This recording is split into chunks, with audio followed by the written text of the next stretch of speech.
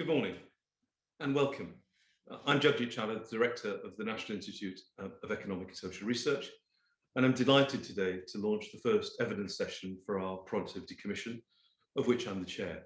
I'm joined this morning at NISA by the Institute's Deputy Director, Adrian Pabst, who's sitting to my right, as well as the commissioners on this independent inquiry into the persistently poor productivity performance of the UK.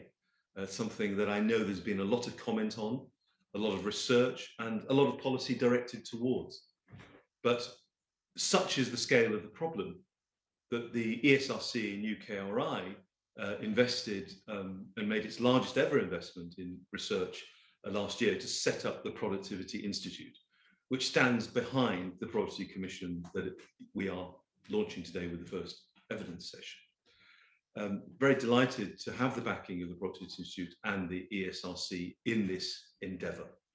The commissions that we have are independent-minded, and independent in the sense in which they're not in any way swayed by anything other than the research and the evidence that we will discuss over the next few years. Indeed, it's our plan to have this as an inquiry running for the next 4 years, producing quarterly reports on the basis of the submissions that we've received, the evidence that we collect from witnesses, both orally and in written form, as well as broader academic and other research that will give us an insight into what looks like an intractable problem that the UK faces. Actually, we don't think it's intractable. That's why we're part of this commission, and that's why we're working towards this problem. But we want to find solutions and persuade policymakers to follow up with those solutions. So another part of the Commission's objectives is to ensure that our work is shared promptly and in detail with policymakers. And I think that's a particularly important part of what we're trying to do here. Marshal the evidence, present it, ensure that there's a broader public understanding of it, the issues that are faced, but then also to confront policymakers with them and move policy in a better direction. For too long, policy has been designed as crisis management in the UK, and somewhere in the solutions to the problem of productivity facing the UK is a move away from crisis management into nurturing growth and prosperity in the economy over the long run. I'm joined this morning by our commissioners, who I shan't introduce, but I'm very pleased to be joined by our 4 witnesses this morning. And that's Maria Bellanzini from the OECD, Louise Helen from the CBI, which has been notably in the news this week, talking about very similar issues. So particularly pleased for her to join us this morning, as we are with all our witnesses. Josh Martin, who's head of productivity stats, research, whatever the appropriate noun is at the end of that at the ONS, and a good friend of the Institute and part of the Economic Statistics Centre of Excellence as well, hosted by the Institute and part of the ONS investment in research. And finally, Paul Sweeney, Director of Policy and Research at the Centre for Cities. Now, in order to give you an open goal, if I may use a footballing expression, I'm going to ask you in that order to answer an initial question, after which I'd like to turn to Diane Coyle, who will ask some further questions on productivity. But my initial question, in the order of Maria, Louise, Josh and Paul, to give a short answer, is if you were talking to the policymaker today who was most able to affect an improvement in productivity, what would you say is the problem that the UK has in terms of dealing with productivity? What's the size of the problem? How would you get across the facts that the UK has to confront? Bella. Okay, first of all, good morning, everybody. It's a great pleasure to be in this discussion today. And on behalf of the OECD, we welcome the creation of the UK Productivity Commission. So it is difficult to say in a few words how to tackle the productivity problem that has been affecting the UK, but also the slowdown we have seen in other countries. I guess the the problem is not a single one, and so are not the policies. I get the two keywords to move forward in the policy agenda should look at our skills and definitely investment. When it comes with the skills, we are particularly pointing to digital skills, in particular for low-skilled workers, and this will be a way to tackle two problems at the same time, which is productivity and inclusiveness. And when it comes to investment, it should be also pointing to more digital infrastructure. But I will stop here because I think we will have the opportunity to discuss more after. Thank you, Bella. If I may now turn to Louise. Good morning, Louise. Good morning, everybody. Hopefully you can hear me okay. It's a pleasure to be with you this morning. So my name is Louise Hallam and I'm the Director of Economic Policy at the CBI. I think in answer to your question, Jeddah, I mean, the productivity problem, as you say, has been a long-running issue in the UK and is incredibly complex. But one of the important things to think about is institutions working together, I think, really. So I would say to the kind of policymaker to think about, there's definitely a lot that businesses can contribute to this, but actually making sure that we have the framework and the infrastructure in place there from government as well. And I think as well at the moment it's really a key time in the UK as we're coming out of the pandemic, thinking still about adjusting to Brexit and challenges around kind of climate change and the aging population as well. So it feels like now is a really key moment to tackle that and really thinking about a different path coming out of this crisis to we did from the 2008 crisis as well. And like you say, that's a lot of the argument that we're making at the moment with our annual conference happening, as you say, this week. I think, like we say, there'll be lots of opportunities as we go through to cover things in detail, but there were 4 enablers that we have identified from some of the previous work that we've done.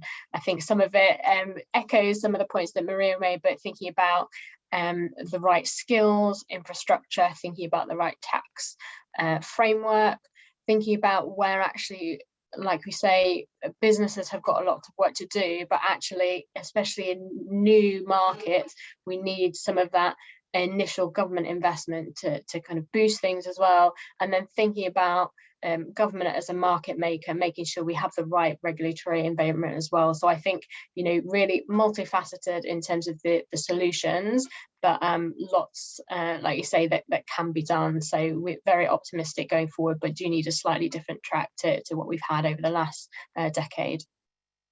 Thank you, Louise. Pitch perfect. Excellent. Thank you very much, Louise. Josh, good morning. Looks like you're in Newport.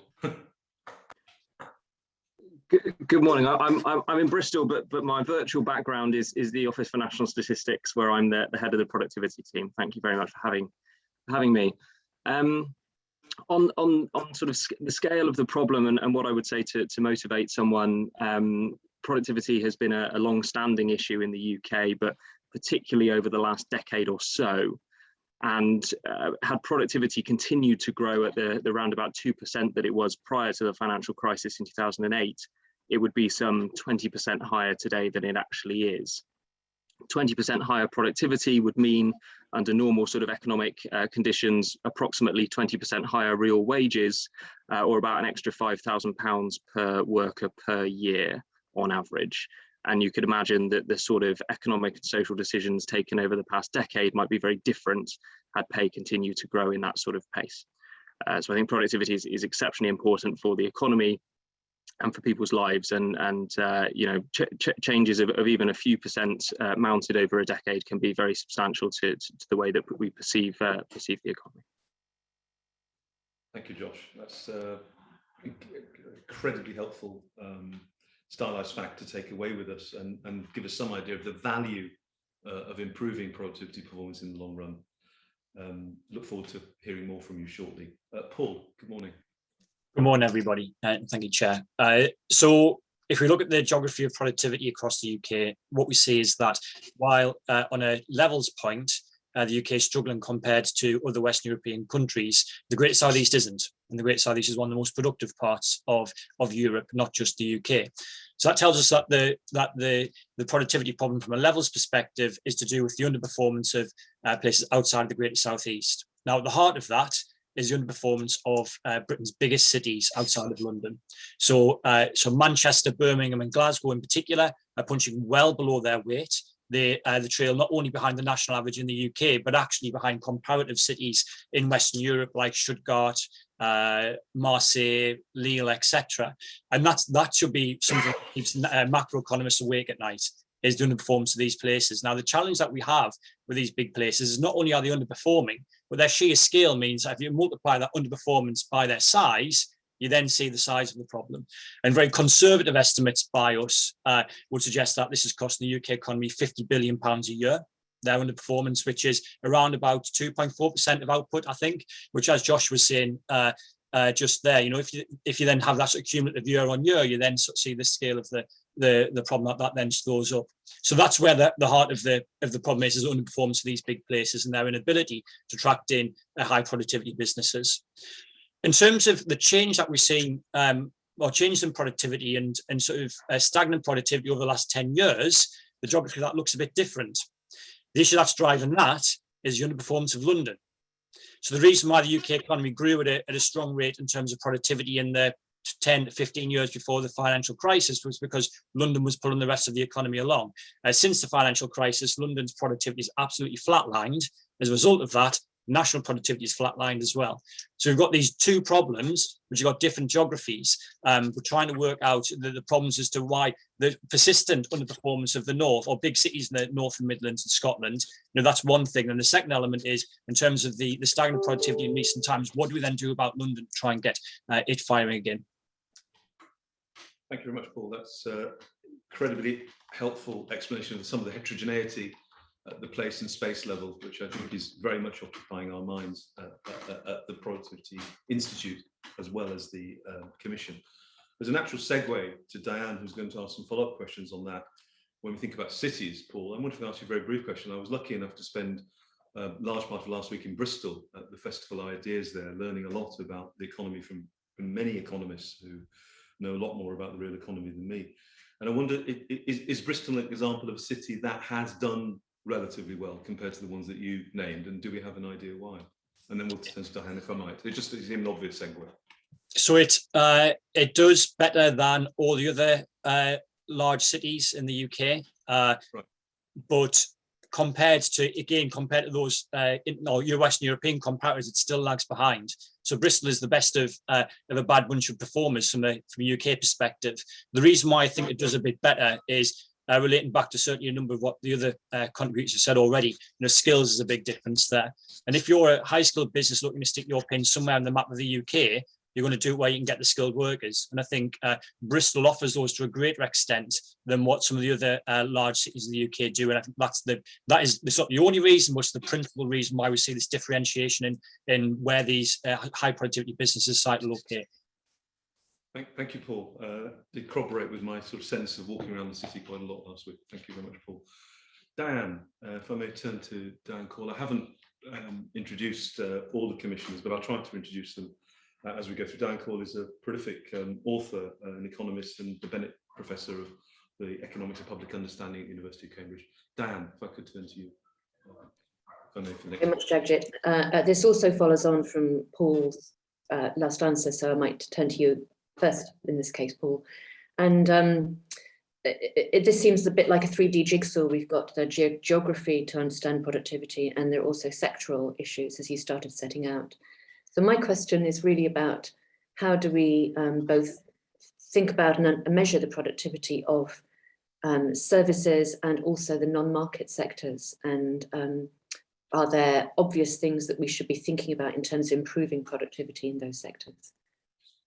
So maybe I can ask you first, Paul. So the way we view the challenge, or I mean, so I'm sort of going a little bit narrower than sort of more general measurement to think about the particular areas of the economy that we should be especially interested in. We should be, well, the drivers of productivity growth are tradable businesses, or exporting businesses, we would call them for friendly and non-economist language. Basically, those businesses are trading beyond their local market. You know, they're the ones who are absorbing innovations and driving growth. So it's your car manufacturing industry, or it's your software development, or whatever it is, compared to hairdressers and pubs and things like that. So the challenge then is about, are we measuring those businesses accurately?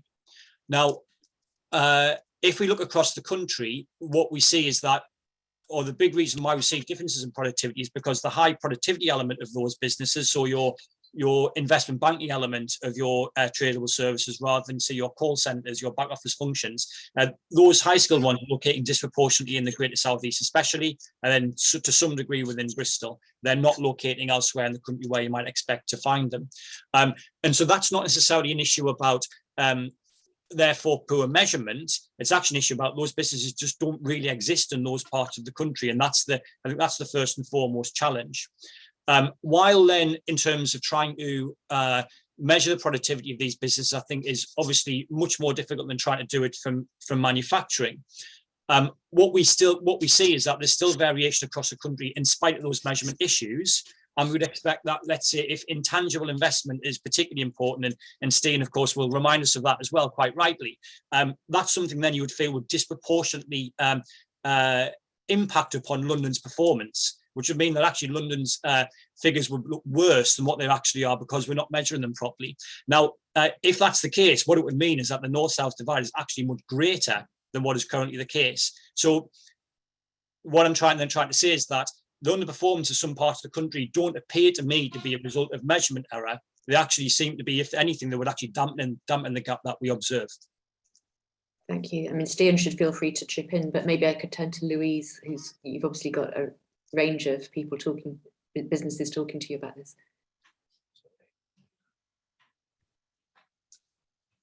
Yes, I mean, I would very much echo the points that Paul made, and I think that if we look at the distribution of kind of businesses across the UK, one of the things that we've done is to map out exactly what he said in terms of those exporting companies and where they are often the ones that are really making those productivity gains and at the frontier. And I think that, you know, that has obviously been one of the areas for debate in terms of where the previous productivity gains have been, and perhaps where some of this slowdown has come, in terms of whether it has been in those frontier firms or the longer kind of tail end of businesses, which I know that do have a kind of poorer performance. And I think that it does appear that some of the slowdown has been through those frontier firms perhaps not making as many of the gains that they have previously. And actually, whilst there is a big job to do to bring up the tail end of firms, actually perhaps some of those gains, particularly in being so difficult, won't have as large a macro effect actually as investing in some of those frontier firms would do. Thank you. Josh, you want to come in next? Thanks. I wanted to make a sort of slightly more statistical point on the points that Paul and Louise were making around the differing role of industry structure across regions versus within industry differences across regions. I think, as Paul rightly said, it's the within industry differences that appear to be more substantial. There are some exceptions, so some parts of Scotland that are influenced by North Sea oil appear to have a strong influence from the sectoral mix, and indeed London to an extent as well, although the effects of within industry differences are still large. The slight challenge to that is that the industry granularity that we have in those sort of statistics is relatively modest. It's still quite a coarse industry breakdown. And exactly as Paul was saying, although each region might have 10% of employees in investment banking versus retail banking, for instance. So we're working to provide additional sort of breakdowns at the regional level in order to inform that analysis a bit more fully. Thank you, Josh. I can see that Steen's got a follow-up. Thank you for spotting that down. Thank you, Diane. I just wanted to follow up on this question of is the problem in the long tail, or is it with the UK's leader firms? And clearly, there's some interesting research that you've mentioned looking at this, at sort of using macro data from close to the whole set of firms. One interesting perspective I've heard on this from people who work in, say, equity analysis, is they've looked at sort of individual leader firms that ought to be sort of systems integrators in various UK industrial structures. And their observation when they hear this is they say, well, this is really obvious because sort of Vodafone and GSK are considered to be underperformers. Now, that's not a very scientific way of looking at it, but I'm wondering, is there any way of being a little bit more quantitative about that approach of looking at the relatively small number of leader firms that we know exist and forming some kind of view on whether their performance is what it should be relative to other countries? Paul? So other countries was the sting in the tail, Leslie, and you slipped in right at the end. So in the UK context, we use an annual business survey to look at the performance of those companies in the high performing end of the tail.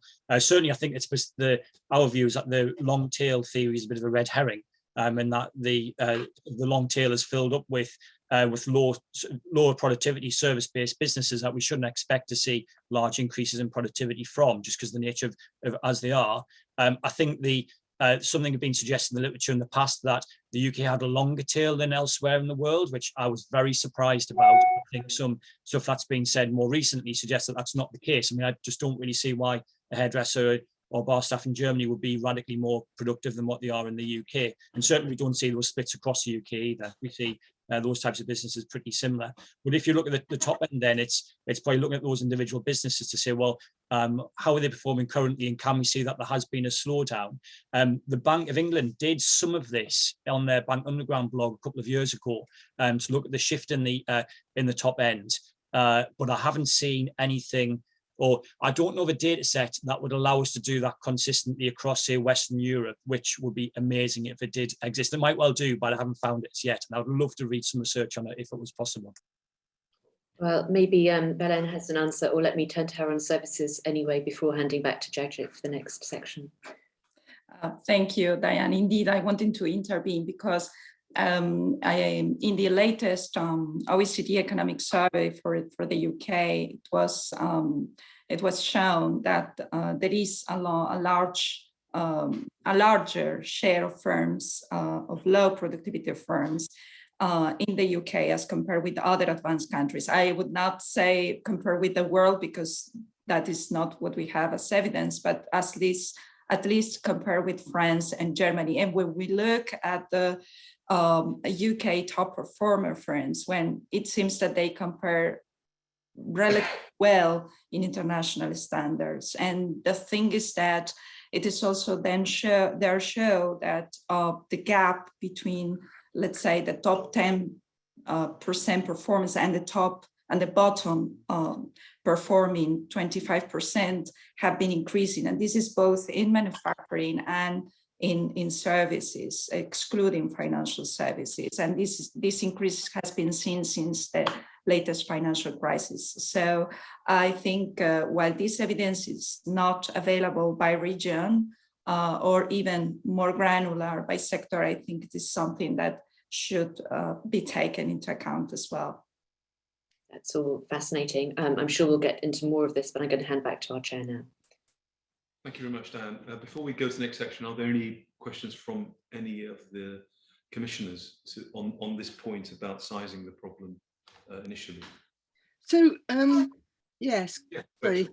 Yeah, I just would quite like the witnesses just to say a word about the data that they're relying on for some of these generalizations. It all sounds a bit anecdotal to me, and I quite like to know, what data we're relying on and how reliable is it? Thank you, Rachel. As ever, I wonder if we go around everyone, that may take a bit too much time. I wonder if I could just focus, if it's okay with Bella and Louise, I'll come to you later on, but I just wonder, very much like to hear Joshua's answer on that, if I may, given his job.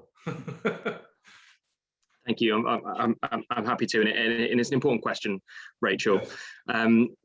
The official productivity statistics produced by the ONS rely on data from the national accounts, consistent with international guidance on how we compile those. Diane and others will have comment on the sort of suitability of GDP in the national accounts for understanding the economy, but nonetheless it is compiled in internationally best practice sort of ways and rigorously tested and so forth. And the data for the labour inputs for our productivity measures come from business and employee surveys.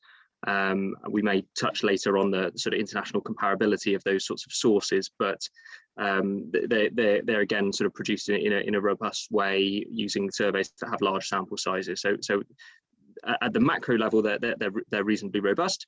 At the micro level, which we've also been hearing about some of this sort of firm level data, a lot of which I think probably relies on the annual business survey, which is a large business survey conducted in the UK of something like 60,000 firms a year. It's representative of the UK economy that it covers, although it doesn't cover parts of agriculture, the financial services sector and the public sector.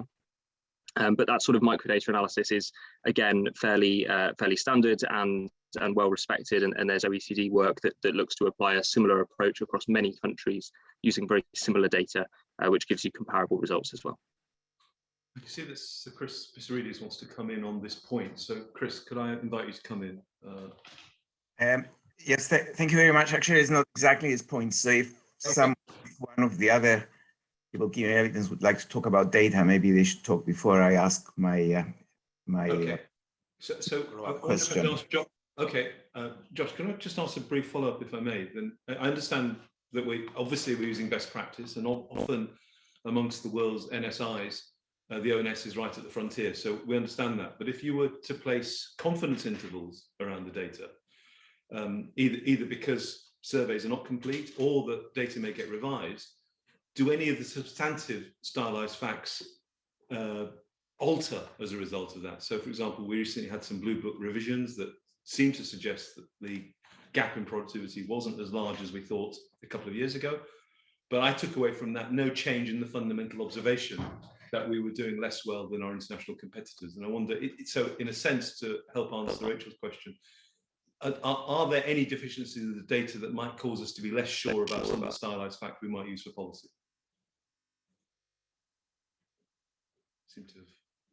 Sure. So it's very difficult to put confidence intervals or any sort of traditional statistical quality measures around productivity estimates. The labour estimates are perhaps easier because they come more directly from surveys, but the output measures that we take from the national accounts and consistent with GDP make use of a very wide number of sources compiled in quite a variety of ways. So constructing confidence intervals will be very difficult. You're right on revisions. We constantly update our sources and data sources and methods to improve them and to keep pace with the changing economy. And the revisions that we've seen this year are amongst the largest for quite some time. You're right that it doesn't change the sort of broad picture at the headline level, although it does have far more substantial effects at the industry level. There are a number of reasons to think that it's challenging to measure the economy, and perhaps more challenging now than it was in the past. Keeping pace with quality change in the way that we measure our price indices, which are important to create real measures of output growth, continue to be challenging. But I don't think the ONS, as the National Statistical Institute for the UK, is sort of any worse at this than any other national statistical institutes in the rest of the world. So it's a challenge that we all face and we're very alive to. But I mean, we may be building a castle in the air. You know, I mean, if we've got an economy which is extremely dependent on financial services, where part of the story of the last 20 years is, first of all, the huge growth in the financial sector, and then a slowdown and a re-regulation since the financial crisis, where digital is, you know, the industry of the future, the inherent difficulties of measuring productivity are getting greater, aren't they? I mean, that's really the heart of my question is, can we put our arms around this concept in a way which we can build a great edifice of policy on? I think I would leave that that's a really big and important question, as we would expect from Rachel. So thank you for that. But I'm going to just leave that hanging for a second so we can come back to that subsequently if we need to. I think that could occupy a lot of time here. I see Chris has got his hand up. That's probably the last question from this round, and then I'll turn to the next set of questions, starting with Bart Van Ark. Chris. Okay, thank you very much. And I want to follow up on the statement that was made at least by two evidence givers that the biggest differences across regions in the UK are within industry differences. So companies in the southeast, and the companies in Manchester, say. And I wonder if there are enough observations in the data of the same company that has establishments or offices in both places in the southeast and outside the southeast, and how productivity compares in those. And you can see what my motivation is. I wonder if the reason for the low productivity elsewhere is something to do with the environment in which they're operating, or whether there is something inherent in the way that the firm operates when it goes and locates somewhere in the north as opposed to the southeast. Thank you, Chris. I can see Paul wants to come in on that. May I ask if Belen or Louise want to come in on that as well? There's no requirement, but I want to give you a chance. I'll assume not, because oh no, Louise has. So Louise, do you want to go first, and then I'll turn to Paul, if that's okay, Paul? Yeah, sure. I just address that one briefly. I mean, I think the main thing from my side would be, at least I don't know actually of any kind of hard data on that. I think one of the considerations though is actually about how businesses tend to structure, particularly if they have got multiple sites within the same country. And I think where often what you find is you will have, for example, the HQ based in kind of London or the southeast, and then you will have the kind of back offices in other parts of the UK. And I think that obviously makes a direct comparison quite difficult, but also again begs the question of the way that companies are structured, which just exacerbate those regional differences, I think, and where again we might come on later on the discussion, but the kind of importance of agglomeration and clusters, etc., for thinking about where businesses might want to locate some of those kind of HQ elements of the company outside of London and the southeast, rather than concentrated so much in that area. Thank you, Louise. I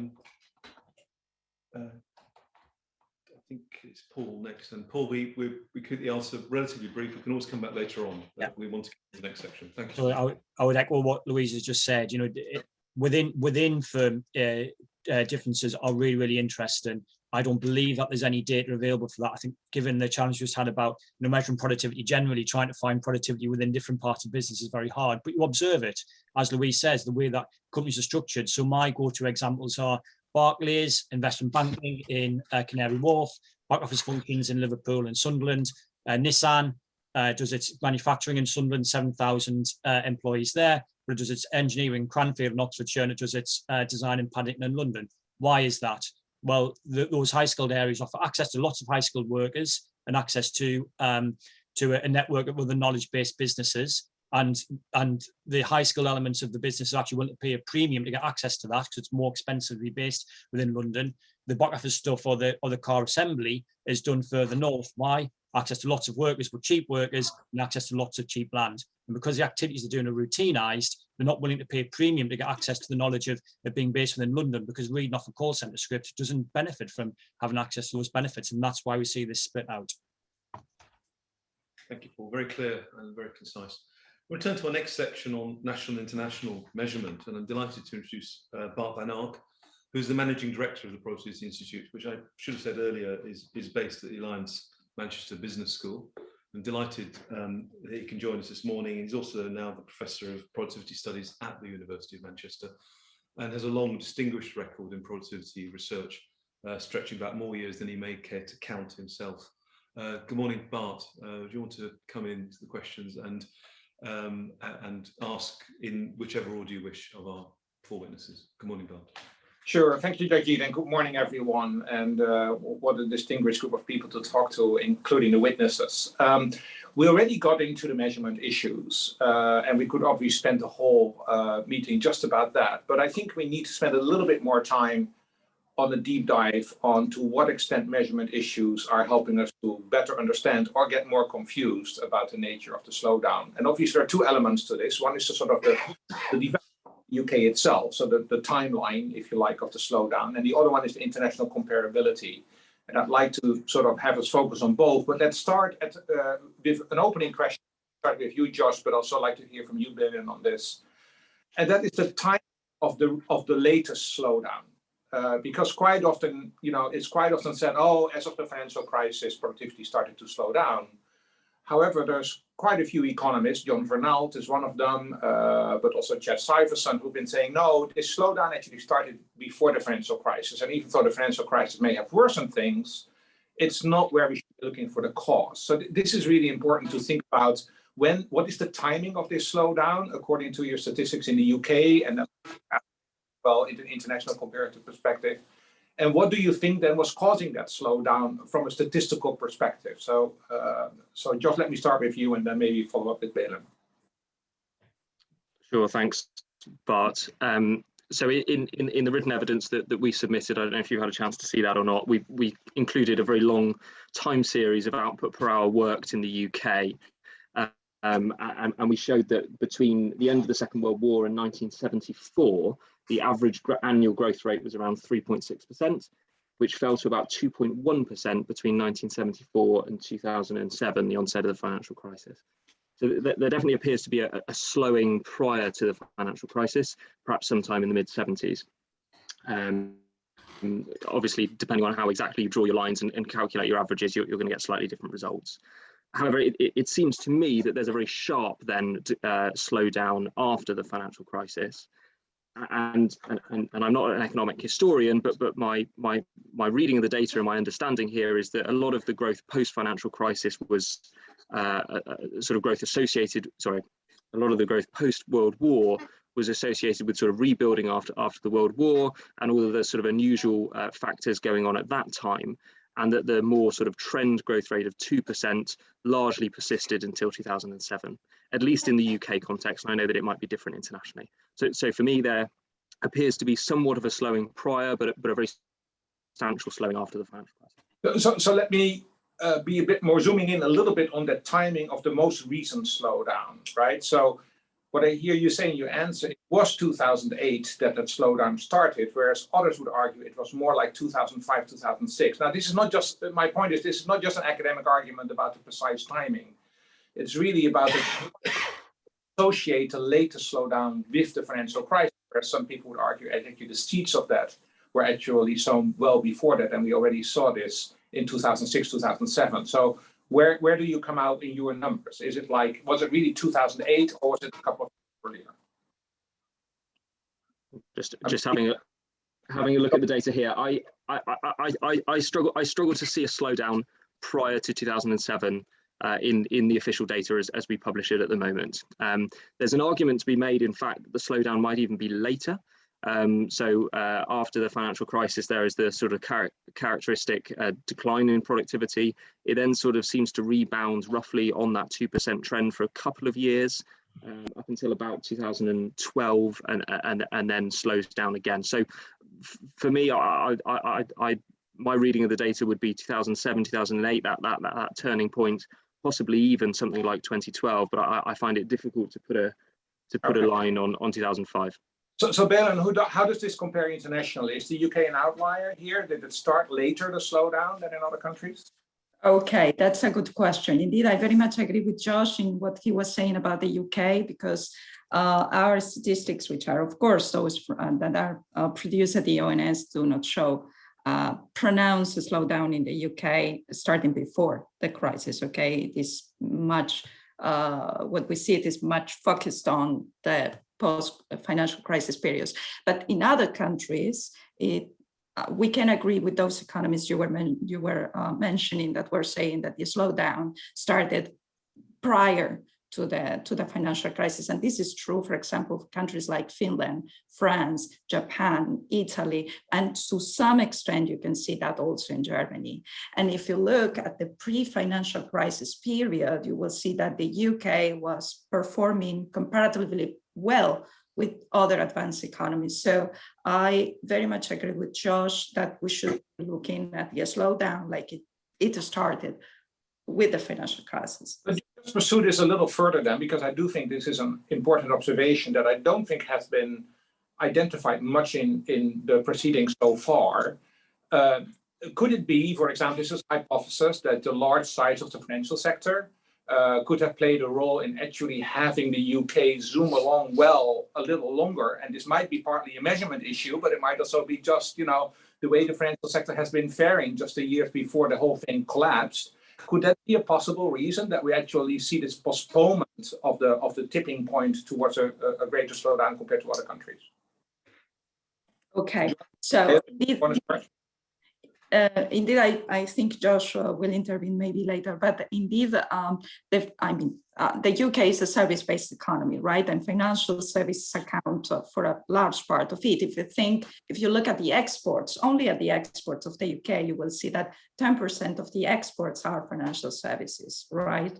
So I think that is one of the things to look at. Financial services, we know, are pretty difficult to measure because typically what we look at is financial intermediation services that are indirectly measured as the difference between the interest rate that is payable and receivable by financial intermediaries with respect to our reference rate. And that has posed a huge amount of questions to statisticians for a long time. So that's a good point to think about. And if you look at this, let's say, the industrial contributions to productivity growth in the UK and in other countries, you will see that there is a pronounced decline in what business services sectors were contributing to productivity growth. You see the decline starting with the financial crisis, and the financial sectors is one of those sectors that have been contributing much less since that moment. So I think that is another point to further investigate. Interesting. Jagdeep, do you allow me to continue with a follow-up question? Well, no, if you're done, I wanted to turn to Alan if I might, but I just wanted, I think that's probably appropriate at this stage to turn to Alan, because there's also if I may, I should introduce Alan as the director of the ESRI, the sort of Dublin counterpart of NISA in terms of its work, and very close collaborator in many of our projects. But is there any sense in which the productivity puzzle in Ireland has a different pattern given FDI and financial sector involvement pre and post financial crisis? Might that give us some measure on the issue that we're just discussing, the experience of Ireland? That's unfair to turn you into a witness, Alan, but maybe you might be able to give us a bit of colour on that, and then follow up with some questions. Well, let me begin by saying the sort of the complexity is the shared issue here, okay, and the variation, and I mean Ireland captures a lot of these issues. On measurement, of course, the big problem for us is that while we have, an incredibly high observed level of productivity, an awful lot of that is distorted by transfer pricing to do with sort of tax arrangements. And there's always this question of the extent to which that is real versus somewhat illusionary and more tax related.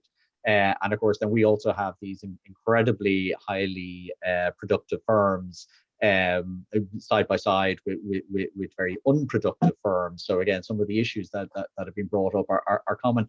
I was just wondering if I might, though, I mean, it's picking up on the points that Bart was driving at in terms of the financial industry in the UK and its importance.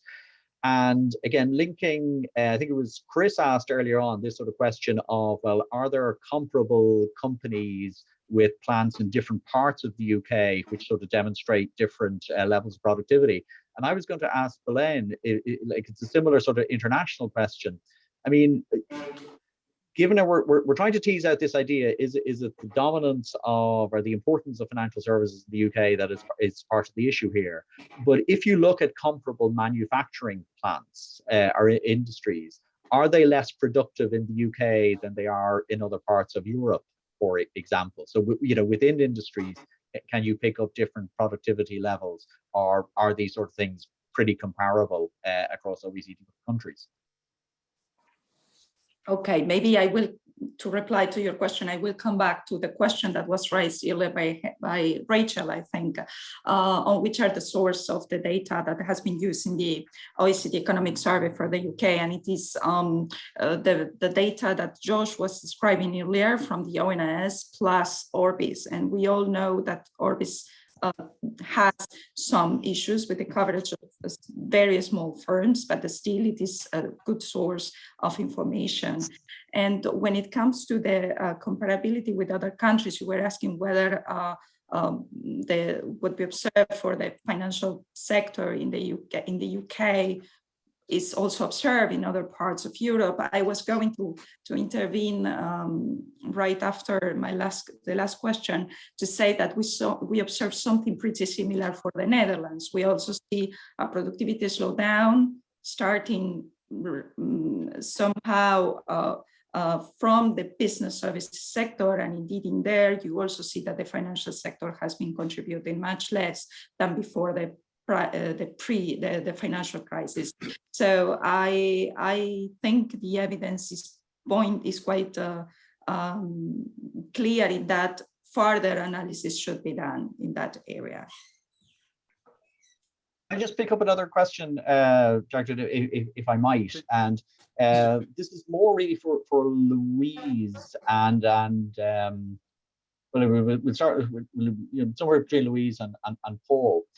So I think somebody mentioned earlier on, might have been Paul, the importance of exports in this area. And again, sort of drawing on the Irish experience, we would have typically sort of argued that two of the main spurs to productivity growth were competition in the marketplace. Okay, so basically people had to sort of work harder. And you've generated greater competition, possibly through the regulatory environment within the country, or through the opening up of the economy. So I'm sort of curious to get a sense here that, greater export intensity across certain firms, it may be a sort of an indicator that they're already a productive company, and so they're able to export, or it could be sort of more along the lines that as the market in which they're operating in, it's sort of forcing them to be more innovative or whatever like that. So they're just sort of operating in a bigger market. So I'm just trying to get a sense across Paul and Louise of the importance of exporting. But is it a spur to productivity, or is it simply the case that if you're a highly productive firm, you're more likely to be exporting? So again, I don't know if the question is clear. Maybe you want to take a first go at it. Well, I see Paul is unmuted, so I don't know, whoever wants to go first, I'll leave it with you. Louise, happy for you to go first. Yeah, sure.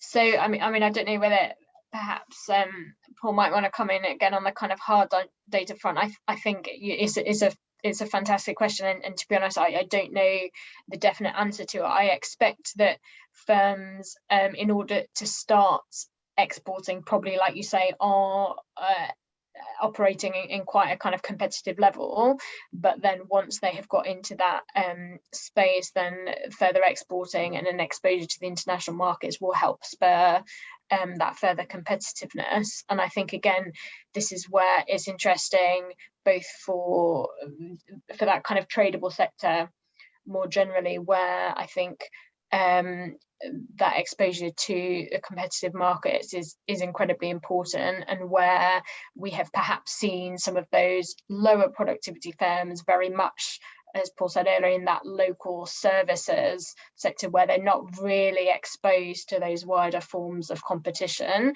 and perhaps also there is not as much of an exposure to their own level of productivity, which has definitely been one of the things that we've seen from firms when you do surveys. We've I have got some exact figures, but the vast majority say that they are at the frontier and they are very highly productive firms, but that doesn't match up to the data that everybody is above average. And I think that what exposure to that export market does as well is demonstrate to firms where are those potentials to go further, and kind of lifts all boats, as it were. But yeah, I'm not sure on the hard data point actually whether if Paul has any further on that. Nothing in terms of the hard data. I think sort of conceptually agree exactly with what you said there as well, Louise, is that it's the exposure of the market that you're in. So if you are literally only selling to a very local market, then your competition is very local in that you're selling haircuts, for example. If you're operating in a market where you're selling beyond that local market to regional, national, or international markets, then you are opened up to competition. Whether it feels to me that the spur then is about the competitive pressures of being opened up to that position. If you're then not exporting beyond your very local market, you're missing out, basically, aren't you? Because either you're really productive, but you're only selling to the local market, so you're out competing people from elsewhere, but you've decided not to go beyond your borders. But if you're not going beyond your own very local market borders, why are you not doing that? Which would suggest that maybe there's an issue with the productivity of the firm. So it feels to me that it's the nature of the activity that's being undertaken, with the way to measure that being which markets can you sell to? Can you only sell to one on your doorstep, or sell to many others, which is the driving factor, rather than necessarily the move to exporting per se. But I'd say I haven't seen any data or any specific studies on that. Thank you, Paul. I don't know whether Alan can see, we've got a hand up from Josh and Louise, but I know Bart wanted to come in a little bit earlier, so I wasn't sure in response to which question. So Bart, can I bring you in now? I just want to make sure there's one specific measurement question I want to put in before we move on, but I don't want to interrupt this discussion if Louise and Josh have to add to that. I understand. One's not quite sure that we don't have a double-handed. Yeah. Double-handed in Zoom. Can someone make that representation? Yeah, exactly. We can. Someone tells Zoom. I think Josh's hand went up first. Let me turn to Josh, then Louise, and I'll come back to Bart, and then Alan. I think that's the order.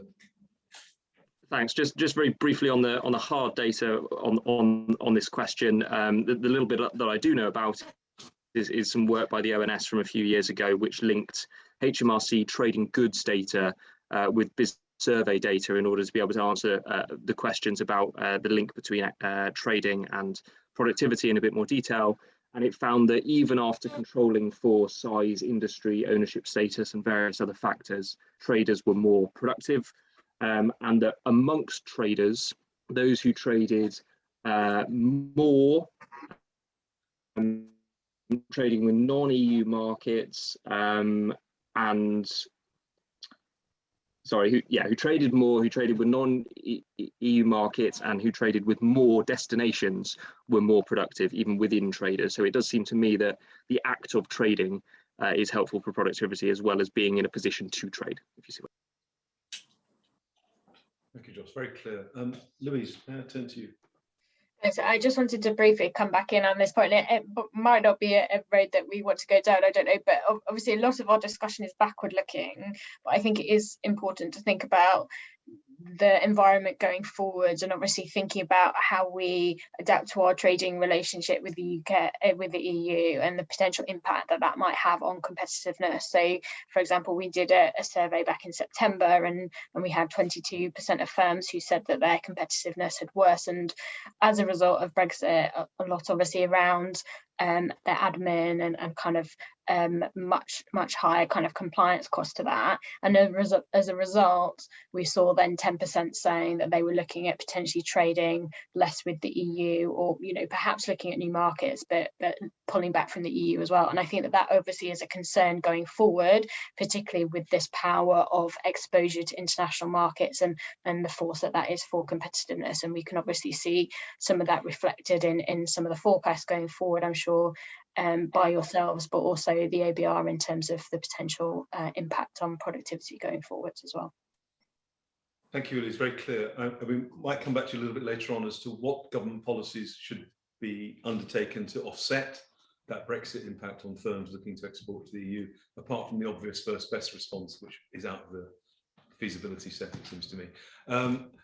But if I may turn to you now, then we'll go back to Alan. Yes, I'm aware that you need to move on, but I think there's one specific statistics issue that I'd like to get a little bit more on record here to deal with, which is the measurement of public sector productivity. The UK has made enormous mileage in improving output and productivity statistics. It's publishing it separately now as a follow-up to the Bean report and all the great work done after that.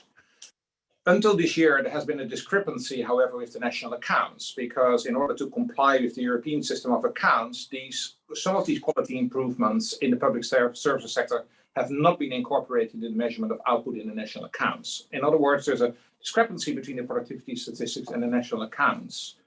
My hope, and this question obviously to you, Josh, was that that issue would have been resolved with the latest release of the national accounts, because I don't think there's any reason to comply with ESA if that is not a good idea. But my understanding is, but you may correct me if I'm wrong, that the latest Blue Book still is not including the quality improvement that you have been making to public services productivity statistics. Now, as much as I'm a fan of international comparability, sometimes you also need to take the opportunity, and here's an opportunity for the UK to actually pull things forward and do this. So I think my question is, first of all, am I correct that there's still a discrepancy between the public services and the national account statistics? And secondly, is there a path in ONS to actually begin to integrate these changes into the Blue Book as well? Thank you, Bart. You're correct. We make special adjustment for quality changes in the delivery of public services in our specialist public service productivity statistics. Those differ from our headline labour productivity statistics, which rely on GDP, and they differ from the national accounts. As you say, there are no quality adjustments in national accounts estimates of public sector output, consistent with guidance from the European Union, Eurostat, which the ONS is still following. The decision on whether the national accounts at the ONS should continue to follow the European System of Accounts or not, I'm afraid that's rather above my pay grade. But we do publish these specialist public service productivity statistics exactly so that we can get at these sorts of questions. We're not constrained by what's in the national accounts for productivity analysis, and that's why we produce those things. A future national statistical set of guidelines, a future system of national accounts may well encourage countries to embed these quality adjustments into their national accounts processes, which is why we continue to develop them and make them as robust as they can be. Do you know to what extent the better measurement of public services productivity in the UK has explained the larger slowdown during the pandemic, and perhaps also the better growth before the pandemic happened compared to other countries? So it's difficult at the moment to integrate our public service productivity statistics with the rest of them. There are some conceptual differences which make it difficult to sort of stick them together and see what the net effect would be. I'm sure you're aware of the differences between the measures in the national accounts between the UK and other countries with respect to sort of measuring the volume of public sector output, and because of the way that the ONS does it, which is sort of internationally best practice, does show a larger decline in public sector output during the pandemic, and consequently a larger recovery than in other countries. My understanding is that doesn't explain all of the difference in the productivity, in the relative change in output between countries. There's something more to the UK's response to the pandemic than just that measurement point, but I think that's part of it. And prior to the pandemic, when we adjust for quality improvements in the public services, we do get faster productivity growth. Quality has, on average, been improving in the public services, so making that adjustment would boost productivity there.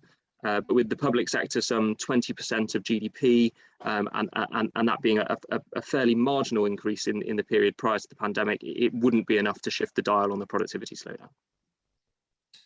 Thanks. Great answers, very helpful. Thank you, Bart. Thank you, Josh. Before going back to Alan, can I just ask Belen for any international perspective on that, the measurement of public sector productivity and the extent to which it's done differently elsewhere or better, or does it throw up similar issues? That would be very helpful if just your perspective. Indeed, thank you. Indeed, first of all, when we discuss about the public sector, it is important that we differentiate between what is public administration, education, and healthcare. And why it is so important, because if you look at what countries are doing to measure or to tackle the problem of measuring prices, because this is the key, how to measure prices, how to get a volume measure of output in these sectors, you will see that for public administration, most of them use similar similar approaches, which is direct input measures, like, for example, the number of hours work of people in that sector. In education, they also seems to be broadly comparable, the methods they use. But when you look at healthcare, it is there where you have a variety, and you have different countries using different measures. This doesn't mean, the SNA recommend direct output measures, which is, as I said, measuring, for example, the volume, okay, like the number of in healthcare of medical treatments or successful operations and things like that.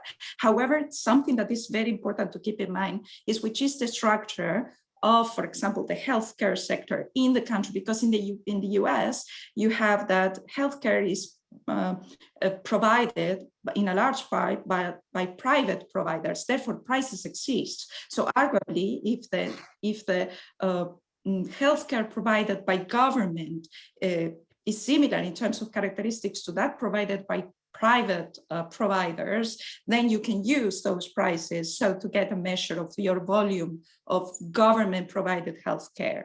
So this is an important issue to keep in mind.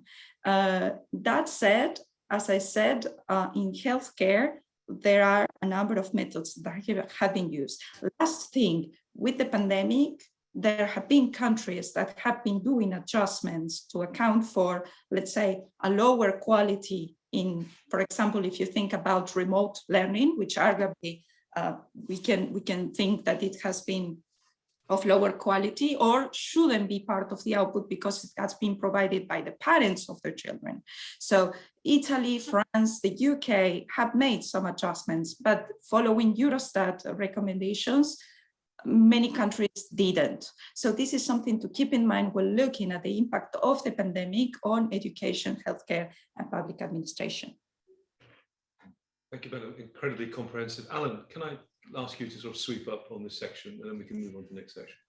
Well, firstly, thanks to the witness for the engagement. And again, the questions I was sort of raising about export intensity and market structure, I'm sure those are issues we'll come back to. I don't mean to be putting more issues on the agenda, and I won't necessarily ask for people to come back, but just the one additional sector I want to put on the agenda is retail.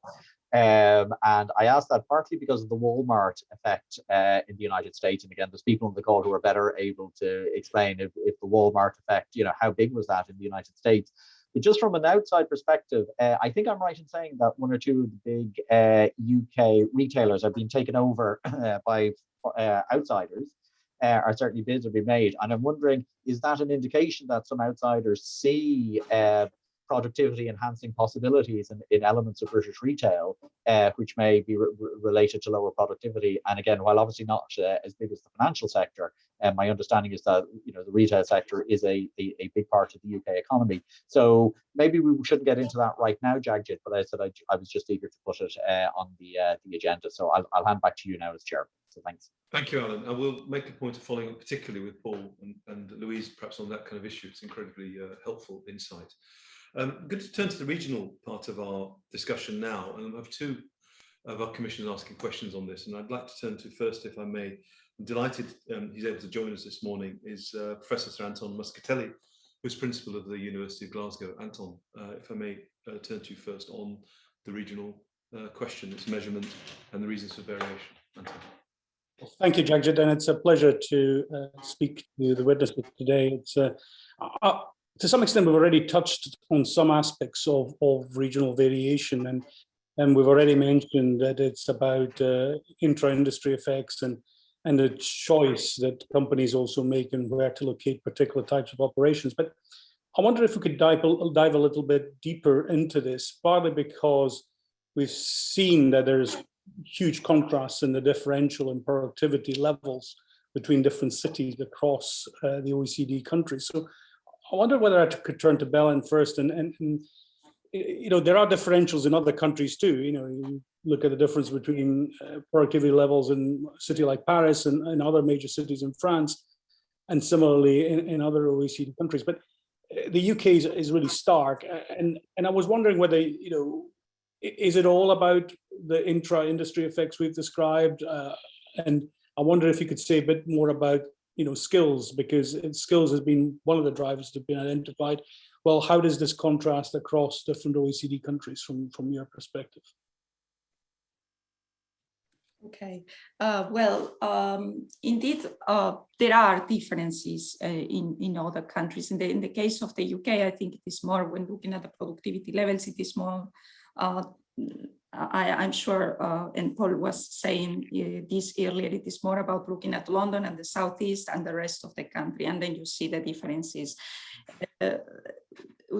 Do a skill matter? The answer should be yes. The question is, what are these different cities and these different regions producing, and which are the skills you truly need in these different cities, right? I think that's the key issue, more looking at which are let's say the structure of the production, and so to target which are the different skills. Another important issue is also management, right? And this is a more general statement. Let's say that what we have observed, at least in the UK, compare with other countries, is that managers in the UK tend to have a less formal education than in other countries. So I think that is also another, let's say, fact to keep in mind. Thank you, Ellen. I wondered, Paul, whether you might say a bit about this. I mean, if you look at skills formation in different UK regions and nations, there's not huge differences. So it's about agglomeration effects, effectively people with particular skills being drawn to London Southeast, for example. Could you say a bit about that, and skills retention and these agglomeration effects that we see in the UK? Yeah, so great question. So there is a if you look below the regional level to local authority or city level, you do see quite a lot of variation in terms of skills. So you'll see those successful places will have a high share of people with degrees levels or higher, or very low levels of people who have got who haven't even got 5 good GCSEs. Now, the question there, the heart, I think, of your question there is, what degree of that is sorting, and what degree of that is the skills interacting with agglomeration? And my feeling is that the principal factor in that is about the sorting of skills. And certainly work by Henry Oven at the LSE is looking at this quite considerably. And then the second factor within that is agglomeration. I don't think that agglomeration is certainly insignificant in this area, but it's certainly, I think, if we're going to do one thing around productivity and you only had one policy lever you could pull, you would do something around skills, basically. But there's then a second element within that, which is, understanding the role that different parts of the country play. And so clearly the Highlands are playing a very different role in both the Scottish economy and the national economy, as opposed to what Glasgow is playing or Glasgow should be playing. And it's then understanding about why is it then that particular businesses are then looking to locate, say, within the Glasgow rather than within sort of the broader Highlands. I think if we were, the way to view it is that if we were to make skill levels constant across the country, and so skill levels in the Highlands would be reflective of skill levels in Glasgow on a shared perspective, we should still expect to see a clustering of high skilled businesses within Glasgow because of the extra inherent benefits that Glasgow offers, generally Glasgow city centre in particular offers, or should be offering. I think I'm saying should be offering, because when you then look at the data, you see that clearly this is not playing out as well as what either the theory suggests or indeed how cities in Western Europe or the US perform. And it's that mix between the two. And so a high skilled business, in principle, high skilled service business, manufacturing is slightly different. High skilled service business, we're looking to access to a large pool of high skilled workers, and then a network of other knowledge-based businesses to locate close to share ideas and information. And we see this in terms of the revealed preference of where businesses locate, not only within the UK, given sort of rural or urban context, but also you see that, say, across Europe or across the US as well. And Enrico Moretti has written quite extensively on this, about how that plays out across America. Thank you. That's excellent. I don't know if anybody else wants to come in on skills, either Louise or Josh. Otherwise, I was going to move it on to another area. Yes, Louise. I mean, I think, as we said, that skills really is the main element to this. I think both in terms of the skills themselves in an area, whether, like you say, that is through sorting or otherwise, but then also again those returns to education. Again, I think, as Maria was saying, that the really important role that management and leadership practices play in this as well. And again, this is something that we've looked at quite extensively with some work we did a few years ago in terms of that management and leadership adoption, and the fact that I think if you were able to increase those practices, there are potentially quite sufficient, quite extensive productivity gains that can be made. And I think, again, one of the barriers to that is actually this point that often firms underestimate actually how well they are able to lead and develop themselves. And I think where the kind of benchmarking is a really important factor within that. Thanks, Lisa. Paul, you want to come back in? Yes, I realised I hadn't answered your question about sorting, which Louise then prompted me on as well. So clearly the two things are going to be interrelated, and there's going to be attraction of certainly younger graduates to certain parts of the country where the jobs exist. There's a narrative in the UK about a sort of Great British brain drain to London, that everyone gets throws their motorboards in the air and they're off on the first train to down to King's Cross or up to Victoria, wherever it is that they're coming from. That is partly true, and it's certainly true for higher achieving graduates, so to speak. So those people getting a first or 2-1 from Oxbridge, for example, disproportionately go to London. I mean, absolutely massive numbers. I think it's 50% or close to 50% of those people who decide to leave Oxford and Cambridge with a first or 2-1 end up in London after their degree, was work that we had done. But at the same time, I think the why sort of that's only sort of partly true is that if we look at other university cities and towns, almost all of them, not all of them, but almost all of them, end up through the process of university of having more graduates at the end of the process, more output than sort of more input that they put in. And we see that even in places that don't necessarily have a university, like Crawley, for example, or Aldershot in the Greater South East. They literally send all of their 18-year-olds, assuming everyone who goes to university is 18, off elsewhere in the country because they haven't got the resources there. But then through that whole process, turn the handle, and 3 years later, they end up with more graduates than out of the system than actually raw input that they put into the system. And that seems to be because the strength of the economy means that a place like Crawley is an attractive place to go and locate, or certainly go and get a job in because of the job opportunities that are available after. So clearly, those things are interrelated. And I just wanted to raise that because I think it's something that is a bit of a zeitgeist that it's worth just sort of putting on record.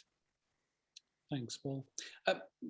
My other question around here was going to be the issue of having multiple poles of attraction. If you're looking at agglomeration effects, whether it's driven by agglomeration of skills or capital formation or other externalities, and that is, one argument is that the UK is different because it isn't multipolar. There's a single pole of attraction geographically. I mean, the fact that some of our second-tier cities are not sort of high productivity as some of the other sort of OECD comparators is a problem in itself, because if they were, then it would create a more geographically balanced economy. I don't know if anybody wants to come in on that, whether having multiple poles as opposed to a single pole is an issue in terms of economic geography. If you don't mind me jumping on that, so it's the basic observation is that the UK economy is not getting out of places like Birmingham, Manchester, what they should be getting out of those places given their scale. And while in a perfect world where everywhere is achieving its productivity potential, we should still expect, I think, London to be the most productive part of the UK economy because of its scale. Up there with Paris in terms of its performance relative to the rest of Western Europe. We should still be expecting Birmingham, Manchester and Glasgow in particular performing much better than what they are, given their size. And I think that's in relation to how similar cities on the continent perform, but also how cities in the US perform as well. France is probably the one of the place where the sort of the lead city dominates more than any other. So Paris, obviously, in that instance, and yet we still see those second-tier cities in France performing much better than the UK. There's then a question about, well, actually, particularly across that urban belt in the north of England, are all these places just too close together? Say relative to California, for example, where the big cities are more spread out, which is a really interesting question. But I think the counterexample of that is probably the Rhine-Ruhr area of Germany and the Randstad area of Holland, both of which in themselves aren't very far apart, and they've got a number of productive cities within those areas, and obviously across those two areas together, you've got a number of highly performing cities despite their proximity. So that would suggest to me that while distance may be a factor, it's certainly not a barrier to seeing stronger performance. Stronger performance that's stronger than what we currently observe within the UK. Louise. Thank you. Yeah, I mean, I very much just echo those points from Paul, and I think that when we look at some of the reasons for the differences across the UK, and as we say, the differences between them are large as well, it's skills and those agglomeration effects that are large. And I think particularly the extent to which knowledge is dissipated within the UK, and where this kind of clustering is really important to that. And again, it's part of some of the work that we're really keen to do going forwards to try and act as a bit of a catalyst and bring knowledge leaders and universities and businesses together to try and form some more of those hubs around the country, rather than just in London and the southeast. And I think particularly where there are lots of opportunities, like I say, with some of the new technology that hopefully is coming to the fore with moving towards a more greener economy and things like that as well. But there was two other things I just wanted to touch on in terms of where, like I say, some regional hubs might be at a disadvantage outside of London and southeast. One of them is around transport, which obviously is a topic in and of itself, but not just those kind of transport links down to the kind of London and the southeast, but really those local connections as well, where I think there's still quite a lot of investment that needs to happen within the UK. And the other one is around access to finance as well, where again we've particularly seen that firms that are outside the London and southeast often struggle to get some of that access to finance, particularly where it is more through some of that investment through kind of equity and things like that, rather than through the more kind of formal means. And I think that's particularly where it's very positive at the moment that we have things like the British Business Bank and taking more of a regional element to that as well. So I just wanted to make those quick points too. Thanks, Louise. Jagjit, I'm conscious that others will want to come in, and see Alan has got his hand up. Thank you. Allocated, so I'll stop. Thank you very much, Anton. I'm going to turn first to Adrian, who's got a question, sitting to my right, and then we'll come to Alan. We'll do it in that order from there. Adrian. Thank you very much. It really follows on from what Anton was just asking about, and both Paul and Louise touched upon. And it's really about the nature of agglomeration effects. I mean, it's not the size of cities necessarily, right, as we've just heard in an international comparison, nor necessarily the distance between them. Because you take Leeds and Bradford, right, they were quite similar at some point, and then they started diverging enormously, though they're only 8 miles apart. So I suppose what I'd like to ask is, what are the other factors? I think we've just heard it's the mix of skills. I think it's access to finance, as Louise just mentioned. And if it's a mix of things, and if it's also to do with institutional arrangements around, for instance, mixed colleges, HE, FE, more regional and local capital markets, and access to finance outside of London, Southeast, how would we measure that? What would be the best ways to try and get a better sort of evidence base for this, so that we could say in different parts of the country, this is what's missing here, and this is what's missing in another part, rather than talking in very general terms, so that we, rather than saying we have to produce lots of little Londons around the country, we'd have to be much more specific about what is needed in different parts. So how do we measure that if it is a mix of things? I think you've stumped me. I mean, this is to Paul, Louise, and indeed Josh and Belen, if there's, So I think we've touched on a couple of those factors, the factors already, and I think we can measure some of them, and we can't measure all of them. So So the skills factor, like I said, is the biggest one, and we've got reasonable data available on that.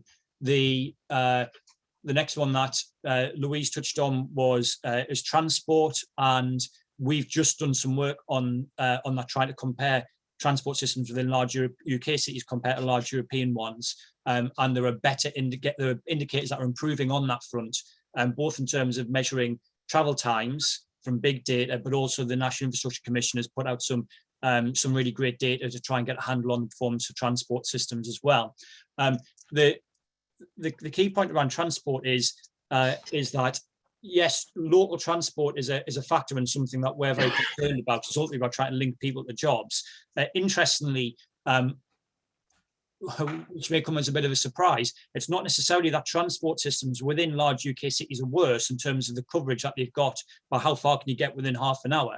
The issue in part is that large UK cities are much less dense than large European ones. So there are literally fewer people living closer to the centre, which makes it more difficult to get them into the centre. Now, the issue with that then is that means that their effective size, not their population, but their effective size is actually smaller as a result of that, which then, if we think agglomeration is important because scale is important, that's a problem because you actually haven't access to a smaller pool of skilled workers. Again, we can measure things around density because we've got a number of people living in a place and we've got areas, etc. as well. The performance of city centres, we think, is pretty important. What we've seen over the last 20 years, we think will continue irrespective of COVID, is that high-skilled service-based businesses have increasingly clustered within successful city centres because of the benefits that they offer in terms of the ability to have face-to-face interaction. We've got a bit more of a problem there in terms of measurement. Currently, we've got jobs data for city centres, of which sort of the most granular element of that is from the Census 2011. Census 2021 is probably not going to help us out with that. But the good news in that is that the ONS, I think, are due to, and it's been delayed a couple of times, understandably, because it's a bit of a heroic task. The ONS are currently trying to produce GVA estimates for very, very small areas, which will then allow us to produce productivity estimates for city centres, which is not something we've ever been able to do before. And so then you can start to measure the relative performance of city centre economies from there. Our suspicion would be that actually, if you look at Manchester and Birmingham and Glasgow city centres, they've very much turned themselves round in recent years, over the last 20 or 30 years, a lot of which to do with very intense policy activity around that. So you walk around them now, you can see there are a lot of, well, certainly pre-March 2020 anyway, there's a lot of business activity going on there, high-skilled business activity. The issue for those city centres is that they're just not large enough. You know, Manchester and Birmingham city centres should probably be twice the size. Their economy should be twice the size of what they are currently, given the size of the city, and that's a big problem there, which again, we can measure through jobs and hopefully we can measure through output very, very soon too. The final element of this, is, as you touched on, is around institutional capacity. And that is very, very difficult to measure. The OECD have done quite a lot of work on this, but clearly there are issues around causality here, which I'm not sure we'll ever be able to get to the bottom of. But the basic working principle that we have is that if you match economic policy or relevant elements of economic policy to the geography that they operate over, you should in principle be able to get more effective and more tailored policy as a result of that. But you know, if there are colleagues or anybody else in the profession who are able to show that quantitatively, hats off to them, and I look forward to reading that again. Right, we'll call up the identification police a little bit later on. Thank you for on that. We've got to keep answers relatively brief because we've got two really important topics yet to discuss. I haven't finished this one yet. Josh, if you could come in briefly, I'll go to Alan, and then I'll turn to Tony, if I might, to ask any questions on the regional aspect, given his expertise in this area. Josh, briefly, if you may. Thanks. Yes, just two quick measurement points, one of which Paul has already taken. The ONS is indeed developing smaller geography gross value added output measures. I believe the planned releases for later this year, so watch that space. The other is the importance of capital assets. We're improving our estimates of regional capital investments. The ONS does currently produce them, but they're not especially robust, and we're doing something about that at the moment. That'll allow us to make regional multi-factor productivity estimates, which we hope will shed new light. That work's ongoing, so watch that space. Thank you, Josh. Alan. Thanks. I'll be very, very quick. The issue, the labour mobility issue really interests me. And again, if I can relate this to the Irish case, you allow me to illustrate the point. Ireland has benefited enormously from what looked like a brain drain, in the sense that so many Irish people leave, not just for college, but to work. But what we found in the Republic of Ireland is that an awful lot of those people come back to Ireland, okay, when economic conditions improve. And this is actually in and of itself has had a huge productivity effect because people are seen to be bringing back skills and competencies. And if you compare that, that's the Republic of Ireland. If you compare that to Northern Ireland, they have a brain drain as well, okay, in the sense of people leaving, but there's much less of a tendency for people to go back. So they're sort of missing that productivity spur, if I can put it like that. So I was interested, I think it was you, Paul, sort of made reference to whatever town it was, that even though a lot of the graduates went, they sort of came back. And I'm just curious, like, is it the case that there's just a general lack of mobility in a whole range of areas, that even when the graduates, be it from the Northwest or the Northeast or Scotland or whatever like that, that they move and that they're not going back? Is that a generalized issue? And then is that a sort of a problem then, that does it dissuade, say, investment in certain areas because for whatever reason, it's just not possible to entice graduates back? Yeah, great question. So when we've looked at this, it doesn't look like within the UK, there's a great lot of evidence for people moving back wholesale, I think, from where they're from. If we look at patterns in and out of London, what we see is that London loses people to the rest of England and Wales, which always comes as a bit of a surprise given London's growth and attractiveness. Actually, it sees more people leave the rest of England and Wales than come in. But the factors in this, or the breakdown of this, is very interesting. So it sees the only age groups where it sees a net inflow at ages 21 to 30, which suggests that it's a lot of young professionals who are coming in to take advantage of the jobs. From 30 onwards, you then see this movement out of London. But those people don't tend to move very far. This is obviously all pre-COVID, but I think it was over about a 10-year period that we looked at this data. Those people decided then to leave London. 2/3 of them stayed within the Greater Southeast, which suggests that actually, that yes, they're moving out of sort of the physical footprint of London, but they're still sort of staying very much within London's labour market. Whether they're actually sort of accessing London's labour market or not, we don't know, but certainly they've certainly got the option to do so if they wanted to. And so it suggests that there isn't sort of this mass movement back to of graduates, at least, back to where they were from. That isn't to say it doesn't happen, but suggests that it's probably not as, within the UK, it's not as strong as perhaps what you've observed in terms of people leaving Ireland and coming back again. Why we see that difference, I don't know. Thank you, Paul. We have to move on, so I wonder if I can, we're going to continue on regional, but I want to just bring into the conversation Professor Terry Venable, who is Tony Venables, who is Professor of Economics at the University of Manchester and the Research Director of the Productivity Institute. Tony, good morning. Thank you for joining us, and welcome. Can I ask you to bring some questions now on the regional aspect from your perspective as incredibly prominent theorist on regional economics? Thanks, Judge. Yeah, we've covered a lot of ground already on this, which is great. I think the compositional aspect, which we've talked about quite a lot, is really important. So different places do different things.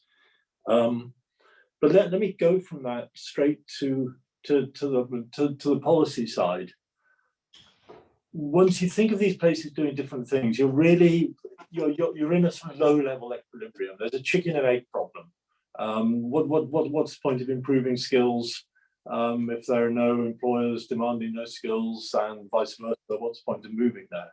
So if that's the world we're in, I think it is to quite a large extent. It would be interesting to hear people's remarks on policy to get out of it. Because one could argue that just improving education is rather valueless. People will just move out, and making infrastructure better for firms is pretty pointless because the skilled labour isn't there. So you might take away from that a very negative, defeatist attitude. There's not much we can do about it, or you might say, well, it's going to take a big push. You have to do everything simultaneously. But of course, if you want to do that, you're not going to do it everywhere. It's only going to be in a few places. So yeah, if these compositional issues that we've been talking about matter so much, what policy takeaways, how should we think about policy in this world? How should we prioritize? I don't know who wants to go first with that. Louise's hand is up, and I just want to thank Tony for a wonderful explanation of a bad equilibrium. Thank you, Tony. Louise.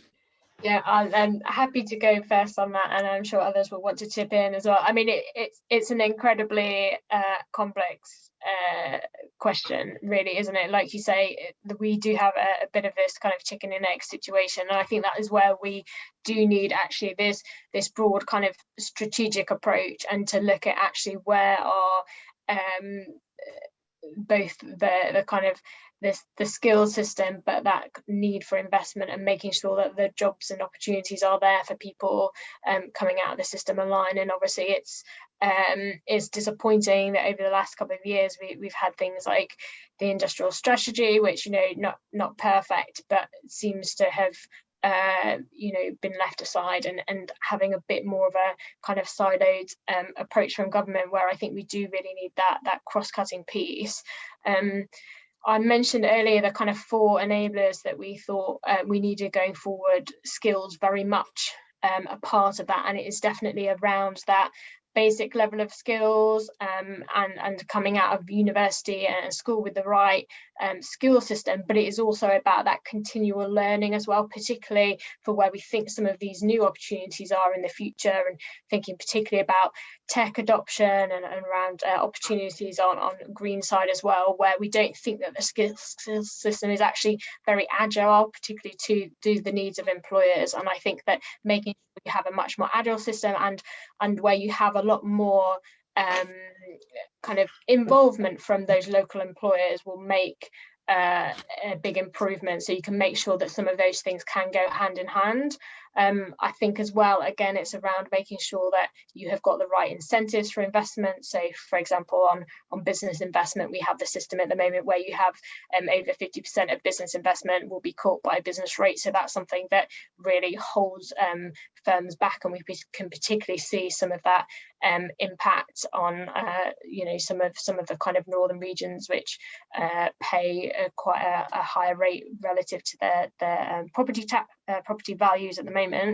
And I think importantly as well, where we're talking about making sure you have that strategic approach from government, particularly thinking about where government can help to really open up some of those markets and make some of that initial investment as well, to kind of kickstart investment in a region, and to start some of these agglomeration and kind of network effects, where you do need that kind of first mover, as Judge kind of said, to move you then from that low equilibrium to that high equilibrium as well. And I think that's where we do need government to act as a bit of a catalyst in some of those areas too. Thank you, Louise. I just wonder, I see that we've got a hand up, but I wonder, before we turn to Paul, Bella, are there any examples of internationally? I'm sure it's difficult to ask you to cover the whole world, where we can think where this chicken and egg problem has been particularly well solved in a country that was in a bad equilibrium at one point and has maybe found some answers to the chicken and egg problem. You can say no, but I just thought it would be a chance for you to tell us of any international examples we might draw upon at this moment, Bella. Okay, yes, well, it's a very complex question, and you need a lot of evidence to reply to that. But maybe we were talking about the skills in particular, and definitely I think Louise was mentioning this about the need for basic skills. We are talking about basic reading comprehension skills and numerical skills. That seems to be one of the skills that job applicants are lacking the most in the UK. So I think that's one thing to keep in mind. Whether there is one way to tackle the problem of if there have been successful policies in other countries, first of all, nothing that has been done in other countries can fix as such in the UK. It needs to be adapted to the UK context, of course. Still, for example, you have something that is important is to think about the on-account workers and the self-employed, who seems to be lacking this training or the lifelong training, that they're receiving, particularly in the UK after Brexit and after the financial crisis. There has been more uncertainty about demand and higher input costs, and they have been reducing some costs, and one of them has been training. Apart from that, in Luxembourg, for example, you will see that the government provides wage compensation whenever a self-employed decides to take leave for getting training or education. And something similar happens in Belgium, where the self-employed received training deduction expenses.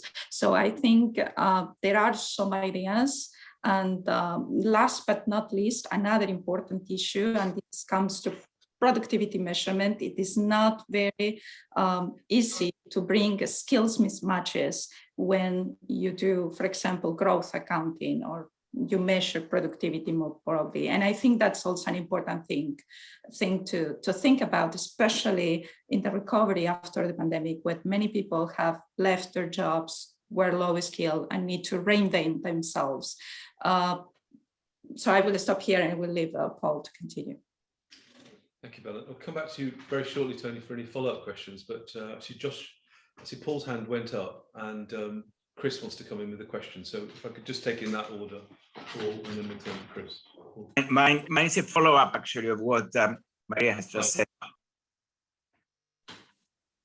Right. So so yes, Tony, I completely agree that there's a chicken and egg issue here. And it was a case of having to do a number of things probably at once, in step with one another, rather than sort of you solve one bit, then you try and do the next bit, and then you try and do the next bit. Having said that, I think the way the geography interacts with that is quite important too. So the first thing to say, which is obviously an obvious thing, but it's still worth saying, is that improving somebody's skills, if they then improves their life outcomes, is a good thing, whether they apply sort of those skills in one place or another. And so I don't think policy should shy away from doing skills interventions just because it doesn't have the impact on the particular place. Having said that, there's probably two factors in that. I think when it comes to skills, we tend to think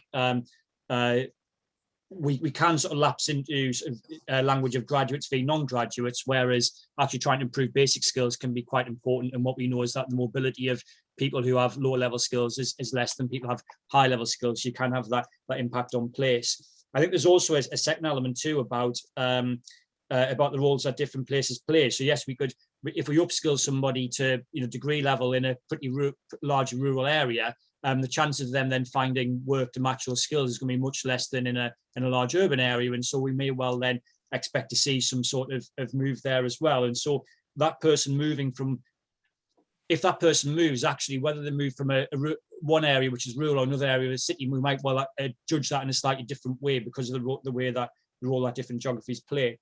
But I think there's an important, an interesting example that we've seen within Manchester over the last 20 or 30 years in terms of how they have done a number of things at once. So I know I said not to talk about graduates, but look at the graduate stuff because you've got more data on that. We do see this pattern of more and more a slight change in the stock of graduates each year in Manchester, because the flow is that they attract in a certain number of people and some of them stay, which is a good thing from a university perspective, then stay to work. So the picture gets slightly better on the high skilled labour market at the very least, year on year. The mid-interventions around their city centre, which they've been doing since the early 1990s, the IRA bomb tends to be the one in 96, tends to be the one that gets all the attention, but actually the policy work started in the early 90s, and the disaster that was the bomb in 1996 just allowed some of that to be accelerated. And they've made investments around transport as well. So the Metrolink in Manchester, I think I'm right in saying was first created in the mid 90s, and then we've seen some expansion of the line since as well. So then you've got a story of more skilled labour market gradually, an improving city centre which is offering more and more of these high skilled jobs, and a transport system that connects people who live, in and around Greater Manchester into the centre of Manchester where those jobs are, all of which is being done concurrently. So it's certainly not a magic recipe, but it feels like it's the best bet that places have of doing all those things together. Thank you, Paul. But not everywhere to do that, otherwise it's getting very pricey. Anyway, so Chris, and then we'll go back to Tony. Thank you. Yeah, I mean, it's a quick one. It's an answer and a question actually to what you said about chicken and egg being broken. There are many examples so isolated. I mean, like in the tourist industry, for example, it's quite common. When a resort goes downhill, then you close it for a while, you change the infrastructure, you improve the hotels, and then it goes up market. Ibiza in Spain, Napa about an hour's drive down from where I'm sitting now in Cyprus. And there are, there are even examples closer to home, which is Canary Wharf, the east of London. Yeah. It was a chicken and egg situation before the 1980s. Even if we don't mention the T name at the time, it was fixed by providing the infrastructure and then having industry move. And Nick Oldham mentioned Toulouse, which is also the case. I don't know the history of that, but it's certainly an area which was downhill, and as Jean Tirole always tells me, that's how they fixed it. Now, the way it's done there is by fixing first the less mobile factor that is involved in that. Like in this case, the demand side of the market. First fix the infrastructure, the capital, and then later will stay. There is no point in fixing the skills first, because the skills will move by the time you fix the infrastructure and the capital. And that's what was done in the east of London, and this was done in this tourist resort. That's it. Thank you, Chris. Very helpful insight. Tony, can I come back to you for any final questions on the regional aspect? Well, I think I'm going to ask a question that's probably a bit out of line, which is ask people to do my job for me. I mean, if there was one research fact that you would, one known unknown, one fact you'd like to see research uncover, what would it be? Well, one researchable question on this. That's to the witnesses. Put them on the spot, or should we just take them in random order, Tony? Let me give Josh a shot. Putting them on the spot if people want for it. So for me, I think something around capital, which Chris was already touching on, and the quality. I've already said the quality of our regional capital estimates are pretty poor, and we're working on that. But I think that the broader suite of stuff around regional capital infrastructure, the importance of that, even defining and measuring it, but then seeing how it fits into our sort of traditional productivity models, a growth accounting framework, accounting for productivity, and that sort of setup is difficult because the returns are obviously across many actors. So thinking a little bit more deeply about how we integrate capital into the production function on a regional dimension, given that it's less sort of direct with business outcomes than it would be at an industry level. Thank you, Josh. Excellent.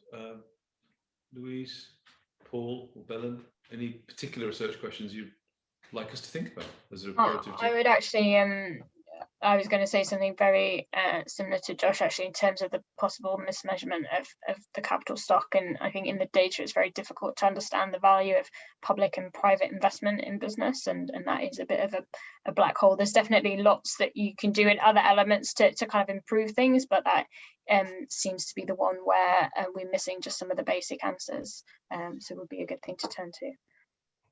Thank you, Louise. Belen.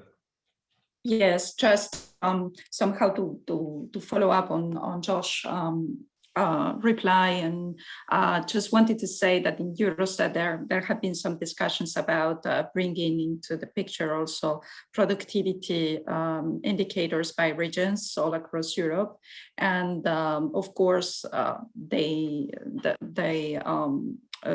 cannot go farther than labor productivity indicators, and that is already a big challenge because of the need of comparative prices across the different regions, right? So you need that all countries in Europe have reliable PPPs at regional level. But apart from that, when coming to the idea of getting capital by region, prices are also an important issue. So I think I will welcome the research that the ONS would like to pursue, because it will be quite a different tier, at least in Europe. Thank you, Bernard. Paul, is there anything you wish to add briefly? Tony, I'm very happy to sort of help you with your research, because your research has always been very helpful to us. So building on what's been said by others, I mean, if it was ever possible for us to get a measure of TFP, total factor productivity at a subnational level, I think, again, I think Henry Oven did some of this for Manchester in 2008, 2009 time, but more consistent measure across that. Understanding what trading looks like between firms is always a very interesting one. You know, can we get a measure on whether there are businesses that potentially could be exporting beyond their very local market to regional, national, or international markets that maybe aren't doing that currently, and what's the productivity implications of that? And yes, price levels across the country are very interesting as well. You know, this age-old question of, are real wages in London higher than elsewhere in the country, even though nominal wages are? And there are varying opinions and uses of the data that we have to suggest very different pictures on that. That would be fascinating to find the answer to, which we hope to find the answer to at some point, but we certainly couldn't do it on our own. Thank you very much. Good, thank you. Tony, we'll move on, if we may, to the next section. Thank you, Tony, for your excellent questions and helping further guide our research agenda, both at the Productivity Institute, but as well with the further evidence sessions we'll plan for the Commission. I want to turn now, if I may, to sectoral issues, and I'd like to turn to Dirk Pilat, who's Deputy Director in the Directorate at the OECD, Science, Technology and Innovation, to ask some questions in this dimension. And in the set of previous answers we had, a number of questions focused on capital. And I'm pleased that we're joined today by Stian Westlake, who's Chief Executive of the Royal Statistical Society, but is also one of the main authors of another measurement of capital, which is made popularised in the last few years, intangible capital. And so he might like to follow up from Dirk with some further questions on how firms employ and deploy bits of capital as well. But may I turn to Dirk in the first instance? And bearing in mind we've only got just over half an hour to go, we want to turn to some solutions. We have to keep both the questions and the answers as brief as possible in the next 15 or 20 minutes. Dirk. Thank you very much, and pleasure to join you all, and also to see one of my colleagues on the panel. So perhaps a little bit to start off a little bit. I think we've spoken quite a bit already about some of the reasons why we see differences in productivity across the economies. A little bit also we've talked about the regional level. I thought it would be interesting just to dig a little bit deeper into the reasons why we see also differences within sectors in terms of productivity. So I was wondering, and perhaps to start a little bit with Josh on that. I know there's a lot of discussion on tails in the UK at the moment, but to hear a little bit more on why we see also within sectors such a variation in productivity, and perhaps if you could talk a little bit about some of the factors from your perspective, what the evidence in the UK suggests as being particularly important, both I think within the firm, but also I think on the market environment, perhaps that may differ for different firms in one sector. So perhaps that would be my starting question. Perhaps Josh, if you could start on that. Thanks, sure. So, I mean, others will know this literature probably better than I do. There's a range of firm level analysis which points to the differences between firms, even within narrowly defined industries, as you say, and that is in a way a puzzle in itself. Why can't the low productivity firms catch up? Why is there such dispersion even within narrowly defined industries? I suspect one of the answers is that we're not defining those industries narrowly enough. Following standard industrial classifications and so forth, we lump still quite a wide range of activities into an industry. Having more granularity, I'm sure, would be helpful, although difficult given the data There are quite a range of factors that influence productivity levels across firms. Many of them are well known. Size, for one, it seems that bigger businesses tend to be more productive, although that's not universally true. There tends to be a sort of upward trajectory and then a bit of a plateau as you get too large. Older businesses seem to be more productive than younger businesses, although again not universally so. It seems that the first few years generate a big increase in productivity as firms sort of learn and grow. Those two things are surely connected, but it plateaus thereafter. Foreign ownership seems to be very important in the UK. Domestically owned businesses are some, trying to interpret my figures over here, some 5% or more less productive on average after controlling for other factors than the average firm, and foreign owned businesses are 20 to 30% more productive on average than UK firms after controlling for other factors. We already talked about the act of trading. Trading businesses seem to be more productive after controlling for other factors, and recipients of foreign direct investment similarly as well. So there's a very wide range of factors, all of which seem to play into this. Thanks. I was wondering if anybody else wants to say something about that. I was wondering as well, you didn't mention skills management perhaps as issues that could play a role here. I think that there are a couple of others, but I'm wondering if there's anybody else. Otherwise, I'm going to move on. Paul?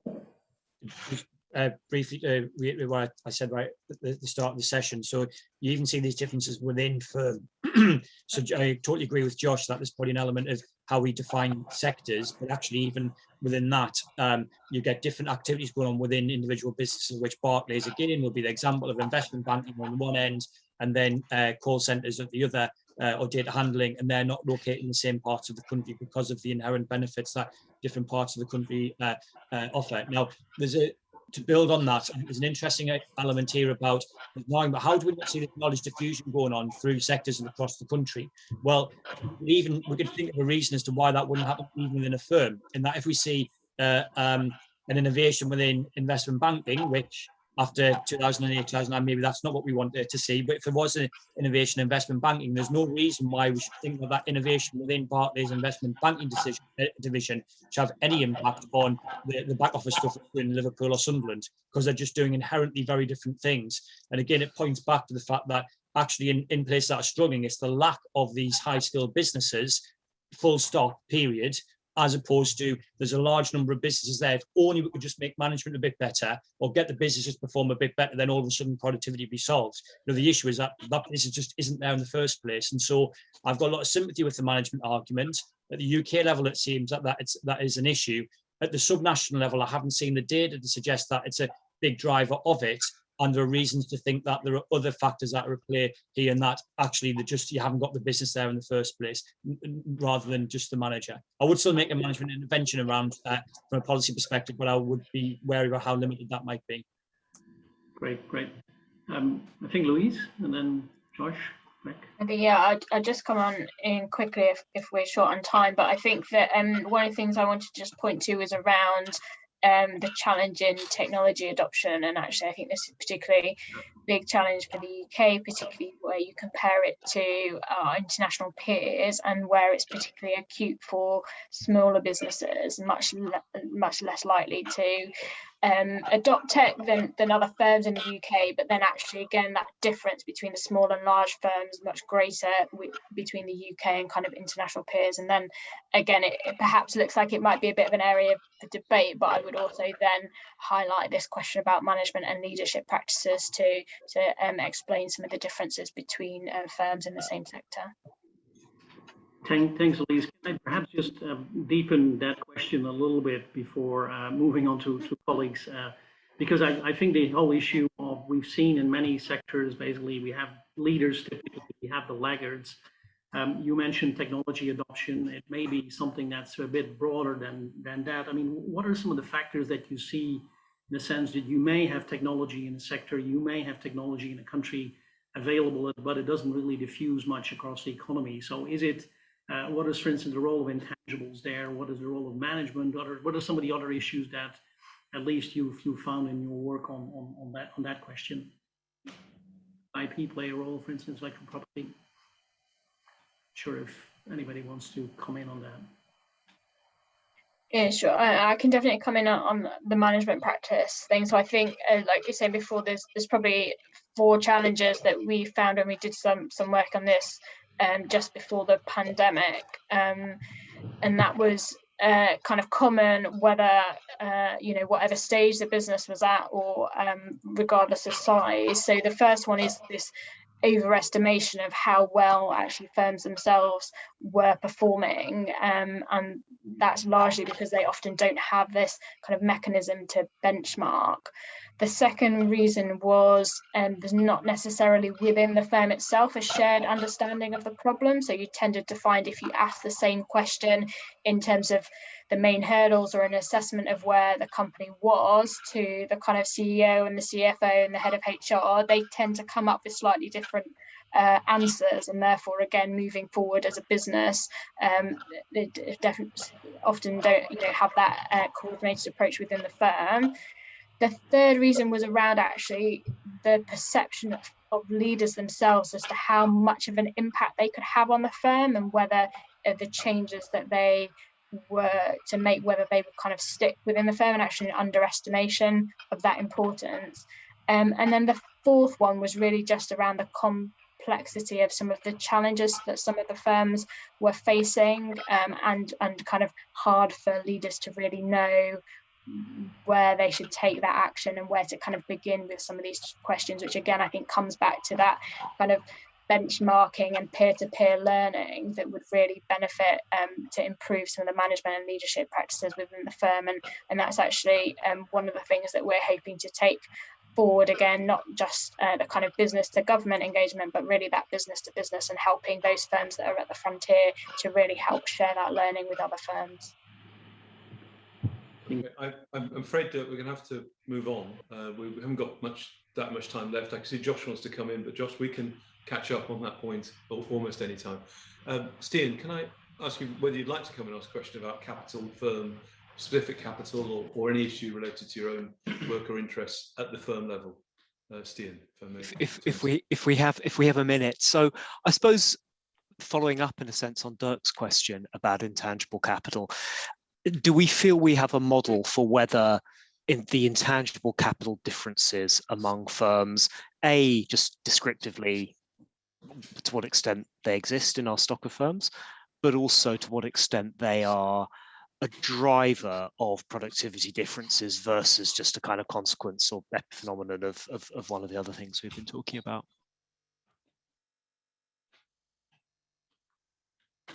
Is that directed at anyone particular, Stian? No, I mean, I think it could be, yeah, happy to, Josh or anyone.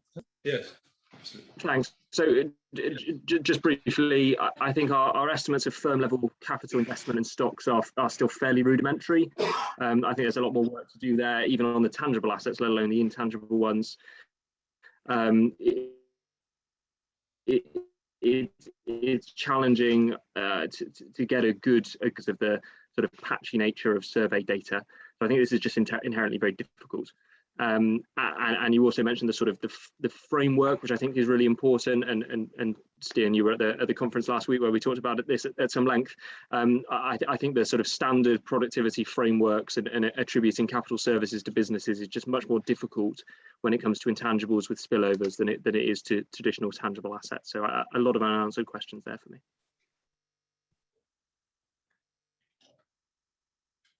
Anybody else want to come in on Stian's question? Okay, and just we move on. It's interesting with capital. There's partly because of Stian's work and others. There's lots of ways of people identifying different types of capital. And I came across a paper the other day which I'll share with the commissioners, trying to develop a measure of team-based capital, so how teams combine to create capital as well. That might be related to Stian's earlier work. But I think we should move on. Thank you for all the questions we've had and the answers. In the last 25 minutes or so, I think we want to sort of think about solutions. And I'll be asking 2 commissioners to put questions on this. And the first will be Rachel Lomax, who's, I don't want to embarrass her too much, one of us, but I think one of the most influential public servants of the UK in the last quarter of century or so, and was latterly Deputy Governor of the Bank of England. So I'd like to turn to Rachel And after that, Dawn Holland, who was till recently Chief of Global Modelling at the UN, but is a long-time associate at NISA and has helped us on many occasions and continues to do so. So Dawn, perhaps you could come in after a set of questions that Rachel is going to put forward to the witnesses this morning. Rachel, if you'd like to come in. Yeah, thanks. I suppose the question that's been in my mind as I've listened to people talk is what the best way of framing these issues are from the point of, for the benefit of policymakers. I mean, an awful lot of the stuff we've been talking about this morning has got a sort of timeless feel to it. We've always been talking about skills, about economic geography, about management weaknesses, and all the rest of it. This is, you know, these are long-standing features and weaknesses of the UK economy. They've got rather little to do with why productivity slowed down after 2008, because they're very slow-moving things. I mean, something happened in 2008, probably to do with the financial services sector, which we may or may not be measuring properly and which may or may not get revised away, and maybe to do with rock bottom interest rates, who knows. But, you know, I mean, this is we're talking about things which have been around for a long time and that have been very resistant to different governments' action. I mean, the person who keeps on saying something which I'd like others to comment on is Louise, which is that really we should be looking ahead. The problem is not to fix the UK's productivity problem, you know, as defined in some backward-looking way, but to basically raise productivity by sort of addressing the blockers to productivity growth in the future. I think that's what you've been trying to say in a number of ways, Louise, and I just wanted to give you the opportunity to spell that out a bit and how it might be different from sort of obsessively brooding about our past and wondering how we can fix a productivity problem, which has turned out to be so elusive over the generations. And then I'd like to hear what other people have got to say on those lines. Does it help to look forward rather than constantly analyse a past which is pretty familiar and pretty intractable? Thank you, Rachel. Yes, indeed. I mean, I do think that it's very helpful to try and understand what has happened in terms of just challenging those policy proposals going forward. You know, are we trying the same thing? Why do we think it's going to make a difference this time round? But I do agree that, you know, perhaps we don't want to fixate so much on those points, or at least, like I say, look at them together with those solutions going forwards. And yeah, I think I mentioned earlier, but when we have looked across this space over the last year or two in thinking about where are actually some of those blockers, and this is particularly with regard to increasing business investment, which, you know, has very much followed that same pattern of productivity of the UK, of really seeing this slowdown, and where we consistently kind of at the bottom of the G7 in terms of our business investment as a percentage of GDP. There are those kind of four areas that we see as blockers, both on the skills side, tax, kind of public investment, and about the kind of regulatory environment, or the kind of strategy that, you know, the kind of clarity that businesses need to move forwards.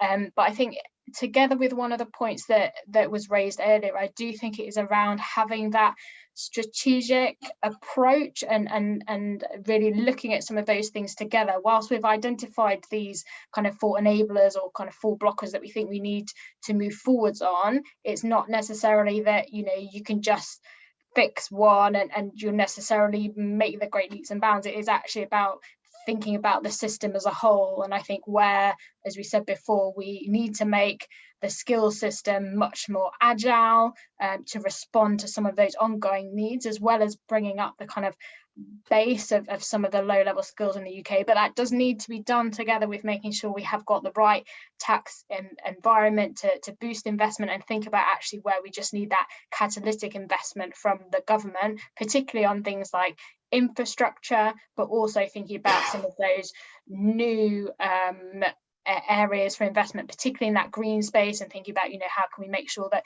we have got the right market for hydrogen in the future. And I think particularly there's an important point here around regulation as well, and the kind of regulatory environment that we haven't touched on, in terms of, at the moment within the economic regulators, there's a lot of focus on consumer prices, and that is incredibly important, but actually thinking about making sure we've got investment and innovation as a core part of that framework as well. I think that it is really thinking about that cohesive approach across each of those different areas that will make the difference going forwards. But it is a hard task, but I think that, like you say, we've been carrying to go round some of those issues for a long time. This is where we actually need to say we need to do something different and take some quite bold policy action to make sure we make progress.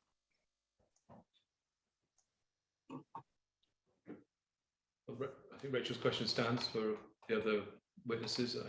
I'll jump in that case. So I'm a fan of economic history, Rachel. So I think in its own right, it's always interesting to understand what's happened. But actually, I think it's important to know where we are to then understand where we're going. But I completely agree with you that that it's about understanding what we're going to do in order to encourage growth in the future, rather than just obsessing about the past. And I think that's where, certainly looking at policy through the ages, is probably where we've fallen down a little bit. So we've been trying to do this since, or certainly subnational policies to deal with subnational issues since 1928, which I've just revised that thanks to Nick Crafts, who I believe is on the call, who pointed out 1934 was my stock answer for this, and he's pointed out to me, actually, no, there's something even earlier, which in itself tells us that we don't necessarily look back on policy, and that we should, and it should have been very easy to find out the list of policies we've done over the ages, and it's not, to the point where even we'd missed that 1928 one, which was paying people basically to move to other parts of the country, which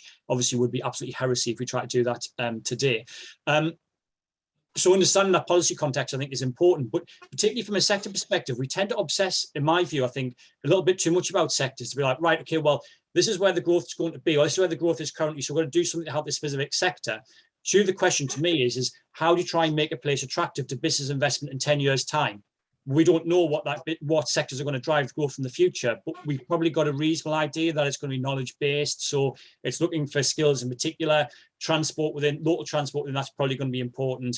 Appropriateness of available commercial space is probably going to be important within that. Bit of public realm maybe as well as perhaps devolved economic policy to try and steer some of this stuff in the right direction too. There's a sort of a broad element of ingredients there, what I would describe as being fundamentals, that it feels like we need to focus on more than necessarily the obsession about individual sectors. Where there's clearly a market failure, and there's an infant industry argument maybe around green in particular, there may well be a very clear argument as to why we invest, but to me that feels like that should be or government-led investment. To me, that feels like it's just an exception rather than the rule. And it is this idea of no idea what the economy is going to be like in 10 years' time, but what's your best bets in terms of those fundamentals? If I could just come in briefly, and I would also defend the benefits of measuring the past, as you'd expect. But you're right, Rachel, that the future is where the productivity is.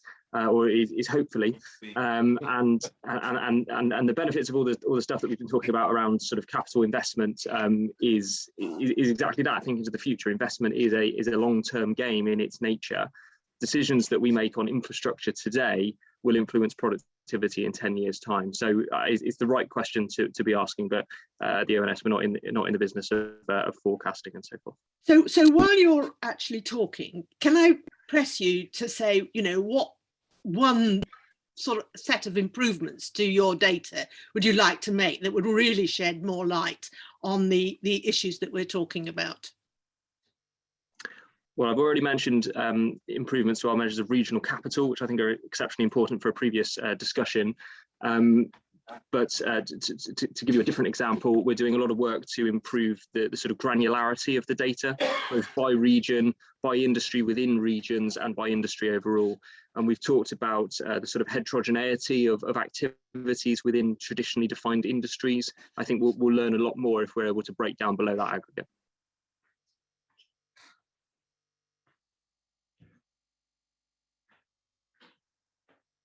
Rachel? I mean, you didn't mention financial services. I do have great skepticism as to whether productivity in financial services can possibly be well measured during a period when interest rates have been as low as they have been and spreads have been so compressed. I just, you know, but I mean, that's another whole subject for us to talk about. But I mean, how much weight would you put on that data, which does seem to be quite important to the story we're telling ourselves about the last 15 years?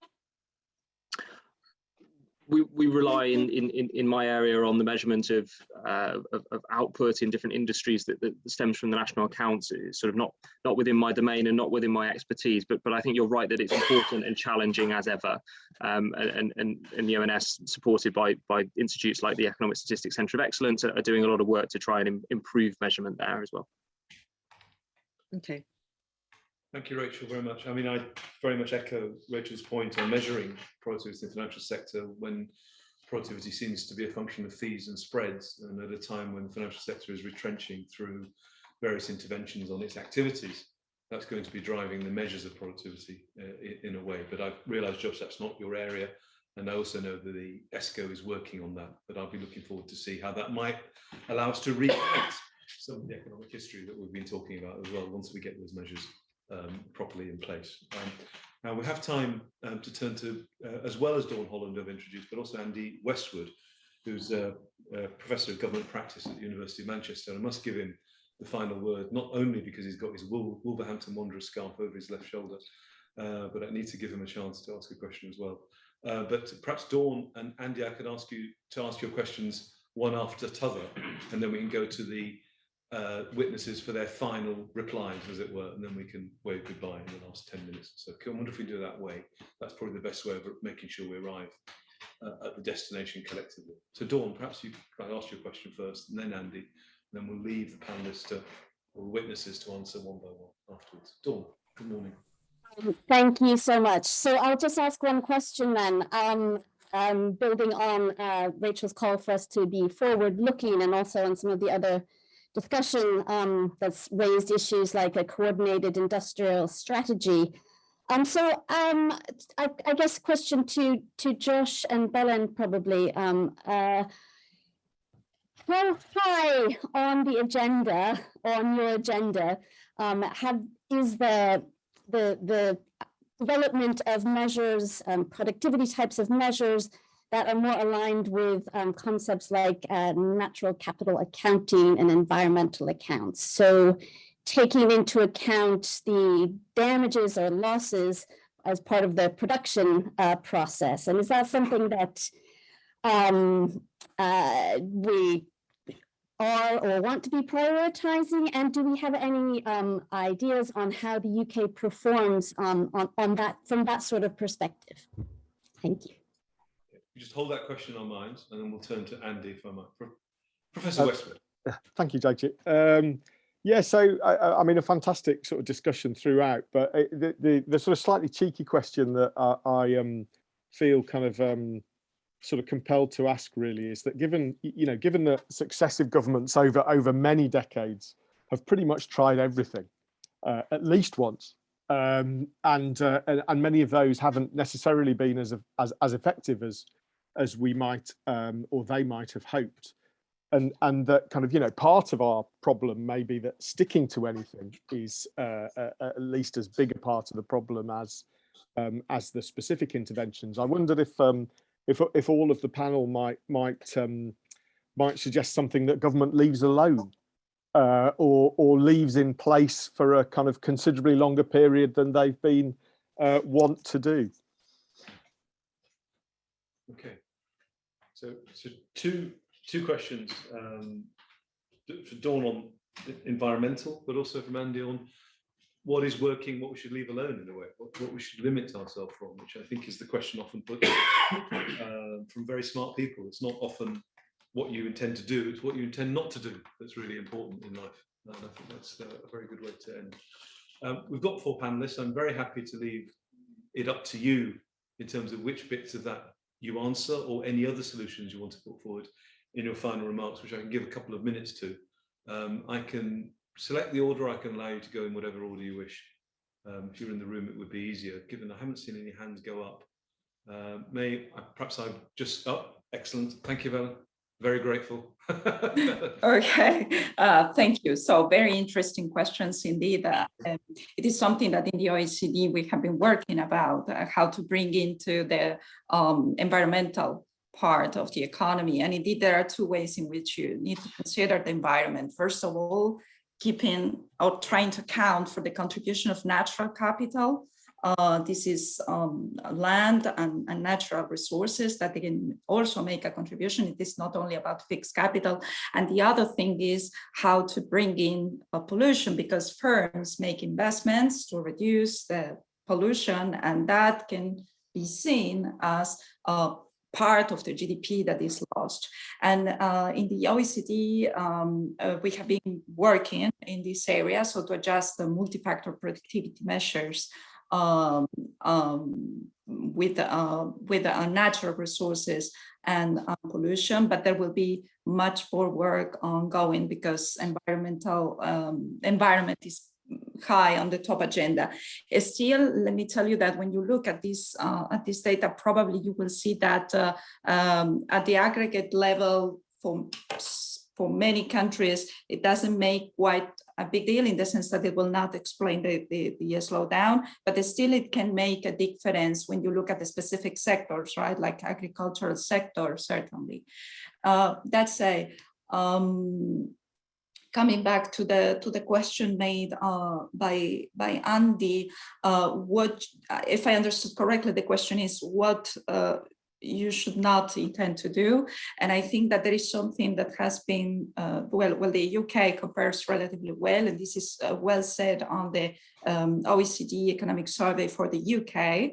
And it is that it has low barriers to investment and trade. And I think that keeping those barriers low are important, in particular with the EU, which is our main partner. I will stop here. Thank you. Thank you very much, Ben. An excellent set of answers. Josh's hand has gone up, so you're next on the Oki. Thank you. So to the question about environmental adjustments, we are at the ONS doing some work on exactly this. I presented some results recently, and I'm happy to follow up, Dawn, if there's interest. We adjusted our output measures for emissions, learning from the work from the OECD, implementing that not only at the country level but also at the industry level. And we found a variety of results across different industries.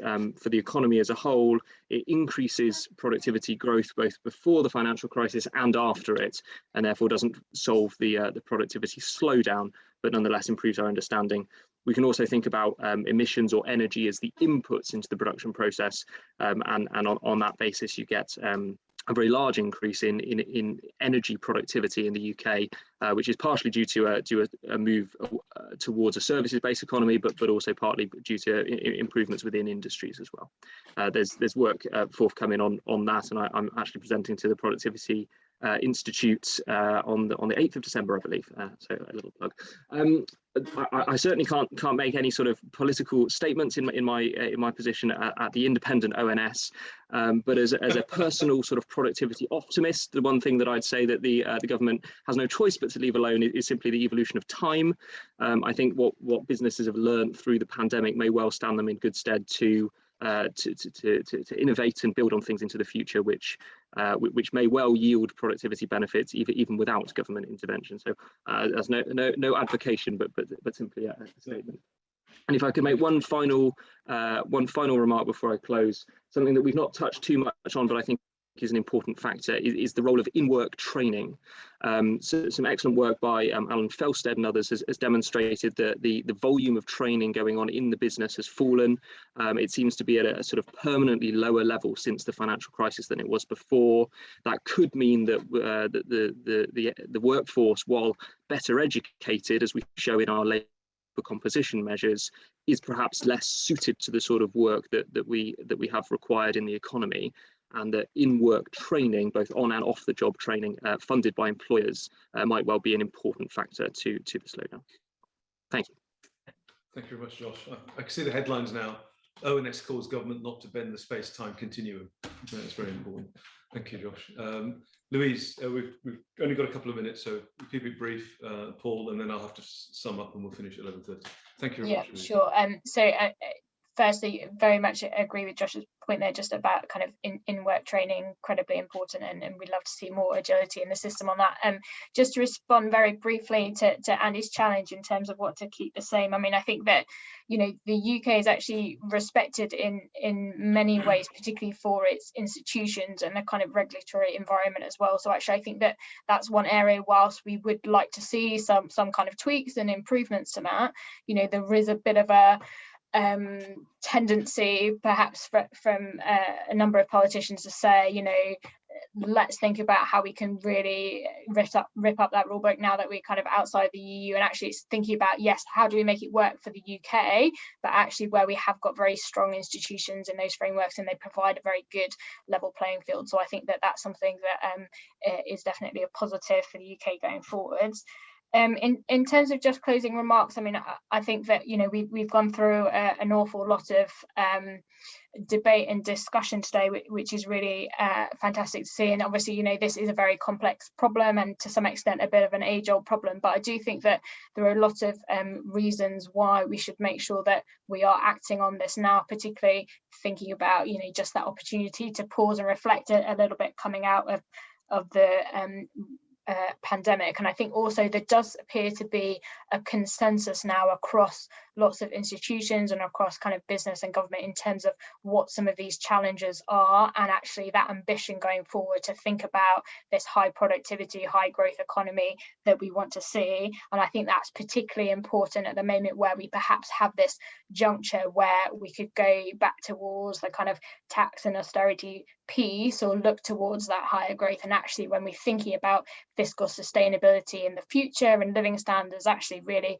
going for that growth, I think is, you know, fundamentally the sustainable thing to do. And I think just finally to, as you said, this is all very complex and requires definitely, you know, action by government, but actually thinking about how we can work together on this and the kind of actions that businesses can take as well, where particularly I think we can take advantage of the fact that there is this kind of shared consensus at the moment about what some of those problems are, and a kind of I think a real appetite to make some of those changes at the moment. Thank you very much, Louise. Excellent intervention. Paul, we have very little time, but please, if you could keep your comments brief. We're very happy to talk to you any other time. You've all been brilliant, but we haven't got very much time. On your question, Andy, two things would be: first, city regional mayors. You probably would expect me to say that anyway, and the ONS to continue its subnational data collection. And I'm very excited about those local level GVA stats to come out. It's going to make my Christmas. In terms of closing comments, the big challenge for us in terms of UK's productivity problem is the underperformance of big cities outside the Great Southeast, which are furthest away from their productivity potential. And we need to solve that. Basically, that's £50 billion a year, to over 2% of output per year on a very conservative estimate. We talked about a range of different things today: skills, infrastructure, institutions, etc. All those things happen in reality. All those things happen within places. And it's understand about the mix of those things in the different places, and then what the intervention is, that is, or interventions that are required in the different places, and the balance of the weights of that will vary across them. Thank you very much, Paul. Well, I've got to say I've learned so much in the last 2.5 hours. It's going to take me quite a lot of time to digest it all. I'm very grateful for the work of the commissioners this morning, but also previously to help us get into this space, but particularly for the witnesses in answering the questions so fully and honestly and in a way that even I could understand them. So thank you very much for taking the trouble to help me understand, and the commissioners as well understand this. Let me say something very briefly about our next steps in all of this. On the basis of the written evidence that we received, some 20 plus bits of written evidence which are already published, we'll be writing a report drawing upon the written and oral evidence that we've had today and other insights from the commissioners that we aim to put out in the new year. Before that, and in parallel with that, we'll be talking with some of our stakeholders in the policy arena alongside the Productivity Institute to ensure that some of these ideas that we've heard today land home in a sense in which we'll be able to influence policy. One of the observers at our evidence sessions is Bayes itself, their chief economist, so it'll be interesting to follow up with some of the insights that we have here. I also want to, if I may, thank the team at the Productivity Institute and NISA for putting this on, Matt Pantelli, Nicola Pike, Sean Connolly, Issam Samiri, Konstantinos Maridos, without whom you can't see them off camera, but we never could have put this together without their help, and I'm very, very grateful, as well as Bart and Tony, if I may say, for their encouragement in helping us put this together. We have a lot of work to do in collating all the ideas that we've had. Let me finally thank the witnesses for such brilliant contributions today: Maria Bellenzini, Louise Hellem, Josh Martin and Paul Swinney, particularly because I know it's such a busy time of year. This country is run on trying to get things all together before Christmas, and this is yet another thing we all had to do before Christmas. But let me be clear, if any of you have any other points you want to develop or get to us in another form, please do write in to Matt, and we will include that in the evidence. If there's something that, you know, because of my mismanagement, you didn't get sufficient time to develop your ideas on, just send it in and we'll get it in there as well into the final report. And do feel that this is an ongoing process. We imagine this is going to run for 4 years. This is the start in terms of trying to understand the scale of the problem. I certainly understand it better today than I did before, and I'll take away some interesting facts for us to work and build on together. Thank you very much. Thank you everyone around, commissioners, and in particular witnesses. We'll see you again soon. The next evidence session that we plan is on the 17th of February, I should say 2022, just to be clear, and that'll be on inspecting international best practice. Where can we find best examples of productivity in firms, regions, or industries around the world, and what can we learn from them? So thank you very much. Have a wonderful Christmas break. It seems early to say such a thing, but it's on the horizon, and I can't wait for it myself. Thank you all very much. Goodbye. Thank you all. Goodbye. Thank you very much. Goodbye.